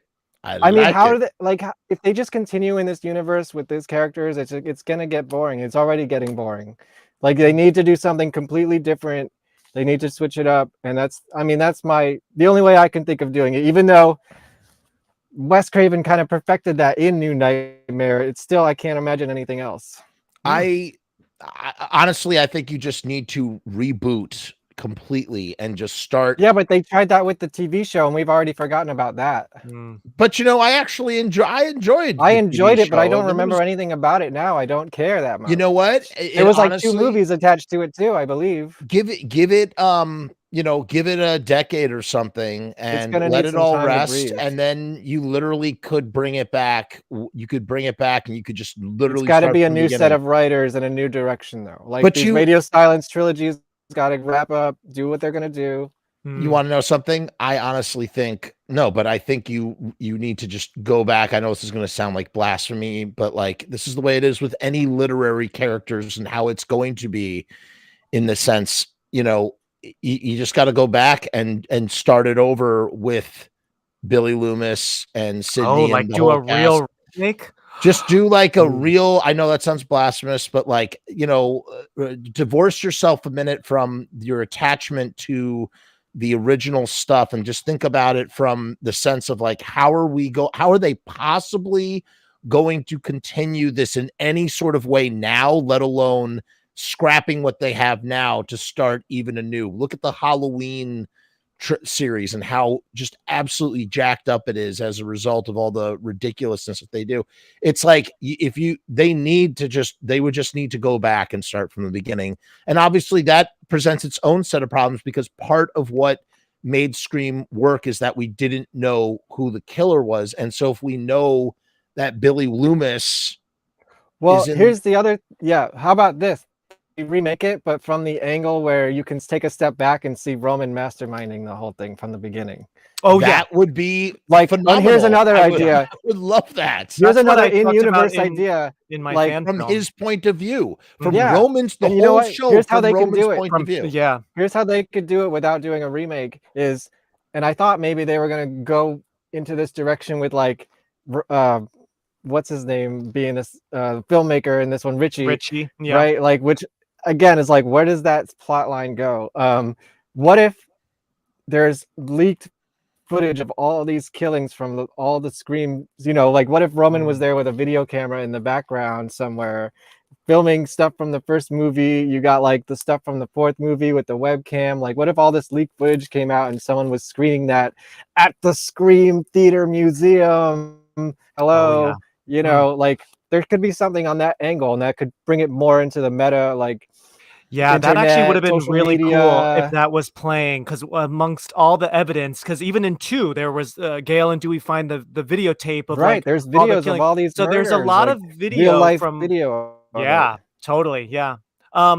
Going back to your idea about starting it from chronological order, Roman Starting at mom's doorstep. with Maureen. With Maureen. We don't everything talk from the about beginning. Roman enough. He's the real killer. Well, in my fan film 25 years after Woodsboro, they are making a stab TV show, which I am sort of surprised they haven't talked about horror TV, because TV is king now.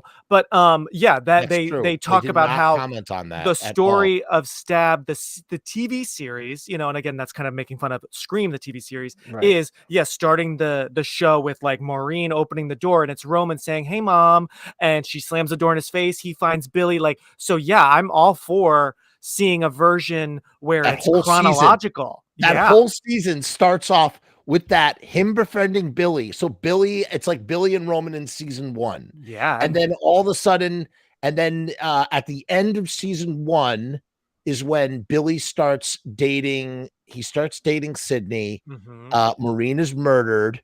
Stu, Billy lets Stu into the whole thing. And hands down, you have to see, there has to be some sort of like thing going on between Stu and Billy, because there is there's other love. There is love there that or at is least not between platonic. one of them and the other. I think Why it's all did in you Stu's mind more. He said no, but Stu says peer pressure. But why else would you kill? What is another reason why you kill? You kill for love. You kill for love. He loved Billy. And so I think that like maybe that Roman would be, loved Billy too. Well, whatever. In any case, that's a whole other thread in like a TV show series that could be pulled at. Like there's just so much. I love there that. is so much that you could do. And you can learn more about Mrs. Loomis before she was killer Mrs. Loomis. And you know, like there's a lot of good adult parent drama with the cheating and more of Cotton Weary. You know, there's actually a really cool way to talk more about before what we saw. But that would be like a full-on remake origin. You know? That's kind of what Stab 3 was, work, man. It would work. It would work. And then you got Dewey. Dewey is he's brand new on the job. Yeah. You know, Gale, Gale's writing the book. Sydney is, obviously you see Sydney and Billy's relationship. Like you see them meet, you see them sort of like things start to. And you could introduce Sam and Tara's mom, I guess, as like a side character who's flirting with Billy. You could. And how about this? We gotta move it back and see that relationship with Billy too. The whole thing starts off, or we see what happens between Randy and Sydney before, in the sense of like Randy clearly has a flame for Sydney. And he's getting the nerve to like ask her to like the middle school dance or whatever, like the freshman dance or something. Yeah. And like, he can't do it or something, or in some way, shape or form, like he loses his nerve and he doesn't do it. And then she ends up kind of like Can't Hardly Wait, where, she goes up, Jennifer Love Hewitt goes off with the dude, football jock, and he ends up guiding her, and then they end up together, and Ethan Embry is just left pining, like something like along Ethan Embry is still in the world. Embry. Thank you. Yes, He is. He's being digested for 1,000 years. Yes. What else? Oh, another detail that I really hated was not hated, but thought You're was just ripping it so apart, Jeff. I love this Go for it. movie. Just I go really for it. do. That's what the we do. masks, Things we love, right? the masks being Oh, yeah. planted, I just did not work for me. Also, did not work for me. Yeah, Again, I feel like if it related to the victim at some way, but it didn't at all, really. it was just it felt like such a ham-fisted Such square peg valuable in a round merchandise just hole. laying around. Yeah, Yeah. like, oh, they lift this and we And it's ran going back DNA into and we police knew it was this custody. one. We knew it was this mask from this Scream movie. And I was just like, what? Right. Why? And because again, like I said, this movie doesn't allow anything to breathe, so I'm not fully Right. totally aware of. So yes, the masks, and they would leave them with different bodies, and they were going in reverse chronological order because at the end they're wearing Billy, Stu's, and I believe Mrs. Loomis's. So is the one that's really old and decrepit and looks like an old Michael Myers mask, is that supposed to be like Billy's mask? I think Yes, so, yeah. yes, that Yeah, was yeah. Billy's mask. Okay. And what would have been so much better than what they did at the end, you see that without getting too heavy about it, they do show Sam kind of like, weighing, like, I kind of want, like, she clearly is attached to I this want to mask. comment on that scene. And it's like, dude, like just go, like, push it a little bit further, man. Like, you know how you end that movie, how this movie should have ended? They're back at their apartment, or they're back in Woodsboro. Maybe they've gone back to Woodsboro. Tara is, off in the other room, or Tara and Chad are, like watching a scary movie on the couch. Of course, that's what they're doing. They're watching a scary movie. Mhm. And then Sam, you have this scene with Sam alone in her room, and she goes to like her under her bed or something, or maybe like in like a wooden chest that's at the foot of her bed. And underneath all the clothes, she like locks the door. We don't know what the hell she's going to do. Actually, we kind of know, and she takes out the mask and she puts it on and looks in the mirror. Ooh. And And then boom, cut to black. cut to Yeah. black. Or you slice it and it Yeah. goes Scream. And that just sets everything up, See, man. it was confusing because Mm. at the end she's like touching the mask in the bag and she ended up Mm. leaving it. But like, is Yeah. she leaving the last mask at the last crime scene? Is she closing that loop? And why would she do that? Is it supposed to relate to like the other masks being left at the That crime she scene? chooses once again to not Didn't be. really make any sense. She's choosing not to be what she. I know, but you is know in how her like blood. the other killers were leaving masks at the scene. That's kind of like an Mm. And Easter she egg. kind of literally she does. kind the of did thing. Oh, that yeah. for the last crime scene. Yeah, them. so she's like in killer mentality. Yeah, that's interesting, actually. Ooh, maybe you're onto something. Maybe that's them saying, yes, she leaves it behind, but actually she leaves it where she just killed people like the killer. So Well, actually right. she is going to Oh go back. yeah, she sort of that like loop sets they it up. started. She She's sets it up. continuing what they did. Yeah, that's interesting. I don't But know yeah, if they meant to do it that way or if it was just yeah. unintentional, but The And point also, is, oh, sorry, Jeff, go for it. no, go ahead. You go ahead. I was just going to say also, this was by far the biggest Scream, not only financially, but also biggest, like with like the first time we've ever had like a pop star sing a song for a Scream movie, which was like, right. Yeah, you showed huh, me that. whoa, wait, I missed that one. Oh yeah, Demi Lovato did a- sings the no. "Still Alive" song. I Yeah, haven't which even like, heard it. oh, okay. Well, it's at the end of the movie. It's Oh, and like okay. that was one thing that also kind of took me out of the ending. So she's looking at this mask. That's an interesting moment. Then when she drops it, then you hear "Still Alive," and like it's just like It's no whisper to a scream, I guess. I know. It's just like the end of one with Moby. It's just like Scream This is where 2 I the want to best shoot here. one. This is my Scream okay. 2, she I gotta said, comment on the music "Collective a little bit. Soul." oh yeah, Oh, so good, So so good. good. Mhm. Dude, okay, the music, we get it. It's great. I love Red Right Hand like everybody else, but do we need 3 needle drops of it? Bring Yes. back Republica. Drop No. Dead Gorgeous. I always Right. need my I red love right hand. Republic. I need Red Right Hand, but it No, was weird. We Put did in hear it there, at but least we twice. heard it like 3 times. Yeah, I can't remember Is it now 3 what. times? It we was heard like a it little a forced. few. How about But you know this? what? I We love get my the Dave and Dewey. everything, We got but- the Dewey needle drop. The Dewey Yes. needle drop comes Oh, back, guys, but there's no yes. Dewey. And yet in 5, we get this one scene with Dewey and Gale, and they don't do the needle drop. Wait, Come no, the fuck on. I thought we got Dewey's song in 5. I thought didn't we get it when he shows no, up at the house? At the wrong time. At the wrong time. Oh. The needle drop should have happened when Dewey and Gale are having a thing. Yeah. And by the way, you have a question, Mark. This is a question for Mark in the audience Oh, yeah. question for Mark about his fan film, Oh, I got which I two. watched. Okay, thank you. Which I Evil Kitty watched. Music. With music, you can cover a song without permission, with the original artist getting royalties. How does that work with movies? What's the loophole? Yes, that's my brother Keith. Gosh, hi. Oh, that's Keith. And Yeah. and then Keith says, "Can you publish a fan fiction without the rights, or do you have to get the rights to do it?" No, you don't have to get the rights to do it. You just say, "I put it in the beginning and at the end. This is a not-for-profit fan film. I will make no money from this," which is sort of sad because it costs money to make a movie, but whatever. I do it for fun. So you just say like, "I am not affiliated at all with Paramount and Spyglass and all that. I'm making no money." Yeah, disclaimers. But so, and then also with Ghostface, actually before 5 came out, Fun World, who owns Ghostface, just for anyone who wants to know this little bit of trivia, they actually are all for fan films. I sort of broke the rules, don't tell anyone, in their list because I had contacted them. It's not live on YouTube or anything. Don't worry. Yeah, exactly. But they actually had rules before 5 came out where it's like, yeah, you can do this. You can do this. Just say Fun World is a Ghostface company, blah, blah, blah. But it even said, it says like no killing of children, no porn. It gets specific, but it says you cannot mention any characters from the legit films. And I do, but whatever. Ooh. Yeah, I toned it down a bit, but I totally do. Hey, they got your money. There's you got those costumes. But your disclaimers are fine. They know. I think if anything, fan films are great publicity. Oh yeah, it's free publicity. Yeah, totally. Properties. But I want to. So your question about with music, you can cover a song without permission with the original. I didn't know that. Getting royalties. How does that work with movies?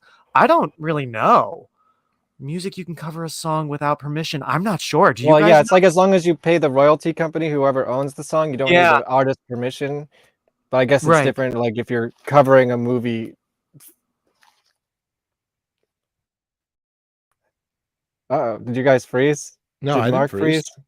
Mark froze. Okay. Me? Mark, can you hear me? Come back. now I can Yes, hear you. I can hear you. Okay, you're back. Yeah. That was weird. You're muted though now. I'm muted. Okay, you're back. No, you're What? unmuted. Weird. Ghostface, are you there? I'm not touching. Yeah. Anyway, yeah, I'm not sure about that question, but I just know music rights get very expensive, and But yeah, you don't have to do rights for fan films. Nah, you just gotta be careful. That's all. Just gotta be careful. What was I gonna say? Closing. Let's close. We gotta wrap this up because it's late. Yeah. Closing statements. Okay, I gotta say, let's see. My thing about Stab is that I can't believe that they didn't reboot Stab during 5 and or 6 and premiere it in Times Square. Hello. Oh my God! How did they not have Times Square in a movie about New York? Like it's on the poster. Hell, dude? I know it's honestly There's very no Phantom of the Opera. It's very disappointing. Although there was a Babadook in the background, which is in the family of a Phantom. Broadway play. Like the opening is actually on a Broadway play. And Neve Campbell's first job was Phantom of the Opera. That's how she got discovered. That's so fun. Yeah, I think I don't know if that's because this was done recently in that movie Hellfest, which actually wasn't that bad. But I don't know about a Broadway play. That seems, or maybe it's not Broadway, but maybe it's like downtown East Village, like Stab the musical, and it's a parody. That could be fun. But I would love to see.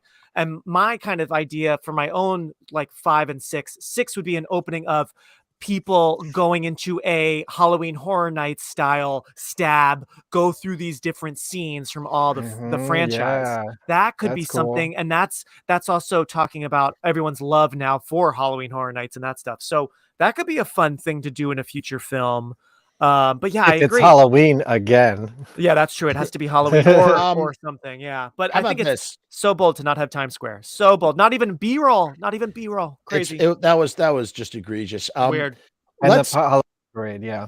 Let's actually close. Let's close with this. With this question, does Scream live on without Neve Campbell? Has it successfully transcended? Did this feel like a Scream movie without Neve Campbell in it. By the way, one thing we did not talk about at all is, I see a lot of people like goofing about like, oh, it's like Scooby-Doo, which is everybody's complaining about Scream 3. Like, yes, this felt like Scooby-Doo, but all of them feel like Scooby-Doo. That's part of what makes it so much fun. That's the fun aspect of it. That's part of the whodunit. Yeah, it's like who's going to be behind the mask? Who's going to be behind the mask? And like, so the Scooby-Doo-ness of like setting a trap for the killer and we're going to lure ourselves as bait. Like that's all friggin' valid and it's all fine. It's like, it totally works. And all of you can just shut your traps on it because it's great. Like, just leave it alone. Like, who cares? Yeah. So does Scream live on without Sydney? Oh man. I mean, I purposely, as I told you, Jeff, I purposely didn't go opening weekend because I just felt I was very excited for this movie no matter what, but I was like, I don't really want to support an opening weekend for a company that has boatloads of cash and just can't pay this longtime star. And they didn't even use that budget to go to New York City. That's the troubling and part. Also, guys, I can't imagine Nev's asking like for $10 million. I feel like she knows, especially for a smaller screen time, it was probably a few $1 million. Like, you know what I mean? So, sadly, the movie, I mean, it's great. The movie made a lot of money, but it's sad for Neve because I think Paramount's like, hey, you didn't want to do it. And it was super successful. It's the biggest opening without you. So that's a bummer. I still hope she will come back if it makes sense. Because luckily, and I say this respectfully, I actually didn't miss her, maybe because we had Gale, Kirby, and there's a lot going on. But I didn't miss her. Does After it live 5, I didn't miss her. Does it live on without her? I guess it can. Should it live on without her? I guess it can. As long as things make sense. Like, again, I think Sam and Tara should go head to head in the next one. And who has gone head to head with her sibling, Sydney? So that could be a cool way to bring her back and tell Tara, hey, I had to kill my brother. I can help you kill your sister if you want me. So I think that could work. That's what I'll say. Kevin? I think, like I said before, it's fine to leave her out of the rest of this trilogy. But after this is wrapped up, then for the next phase of Scream, you're going to have to bring her back in some way. I didn't miss her necessarily. I think absence makes the heart grow fonder. And if you're following the Stab movies, she's only in the first 3. So they had 4, 5, 6, 7, 8 without her in the Stab franchise. So if you're going to mirror that, it actually makes sense. Yeah, that's true.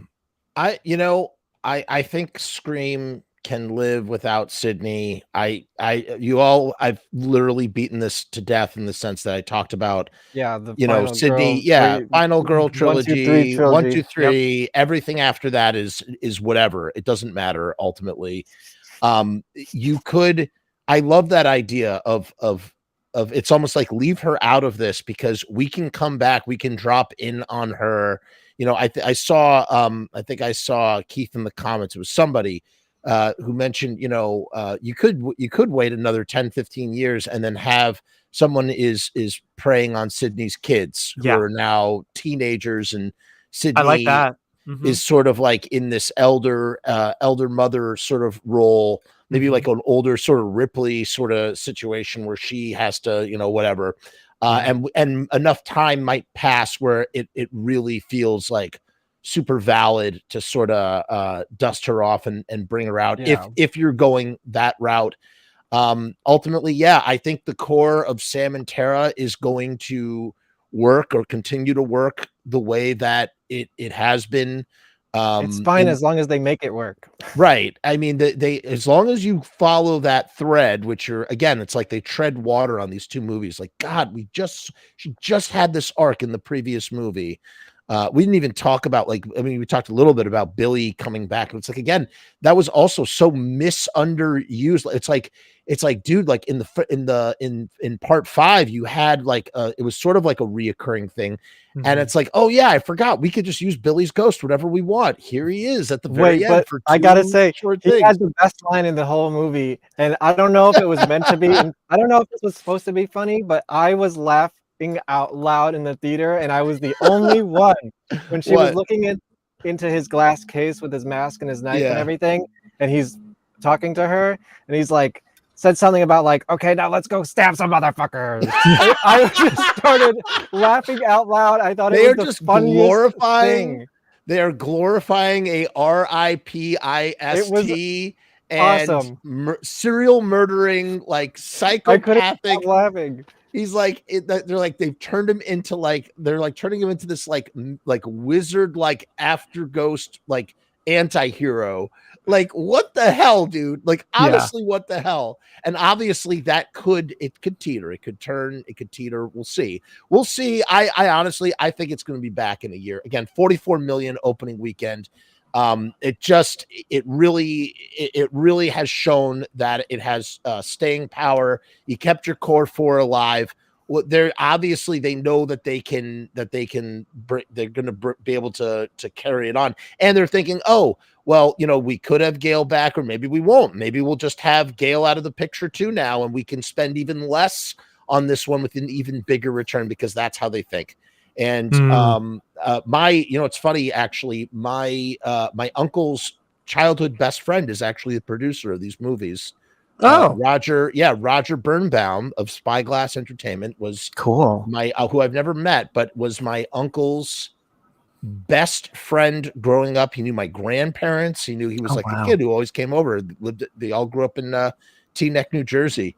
So I always think whenever I see Spyglass Entertainment, and I heard that Scream was doing, I was like, oh, that's so cool. Oh, that's awesome. Yeah, you gotta use that hookup. You gotta use that connection. I know, right? I could. I really should. You should get them on the show. I really want to thank both of you guys. You guys just crushed it. I mean, what a great show! Thank you. It's always so much fun. Oh my God, it's such a pleasure having you both on. And when we have some more Scream correspondent stuff to talk about, like when there is some more news, we'll have you back for some Scream 7 hype. And again, check out the Real Release Date podcast, right? Isn't that what it's called? Release Date Rewind. You've been on it a few times, Jeff. Sorry. That's I always butcher it too. I'm sorry. Release Date Rewind. That's my podcast. Yes. And link tree is in the description. I already have it there. And if you miss Neve Campbell like I do, my next episode is Wild Things for its 25th anniversary. So wow. I definitely saw that in the theater. Oh, yeah, did that you? was Wow. my God, that was iconic. Oh yeah, that was like the hottest movie. That was the hottest for us movie. youngsters at the time. And then like I said, my new fan film is Your Last Summer, so you can find me MJP POV. That's me. That's right. And Kevin, like I said, you can find him at Vonsper Studios. He's doing this guy is become the new podcast master. I'm crying. He's got the Phantom podcast. He's got the Bon Pod and the Guar Pod. Guar Pod. The trifecta of network. Pods. Yeah, Wow. he's crushing it. He's crushing it. And that's the best thing about podding with your friends. Like, it's just every once in a while you get together because you gotta just talk some jive, and that's what we did. It's my way of making people talk to me and be social. That's right. Might as well make some content out of it in the meantime. Why not? So I'm gonna say peace, hair grease to all you guys out there.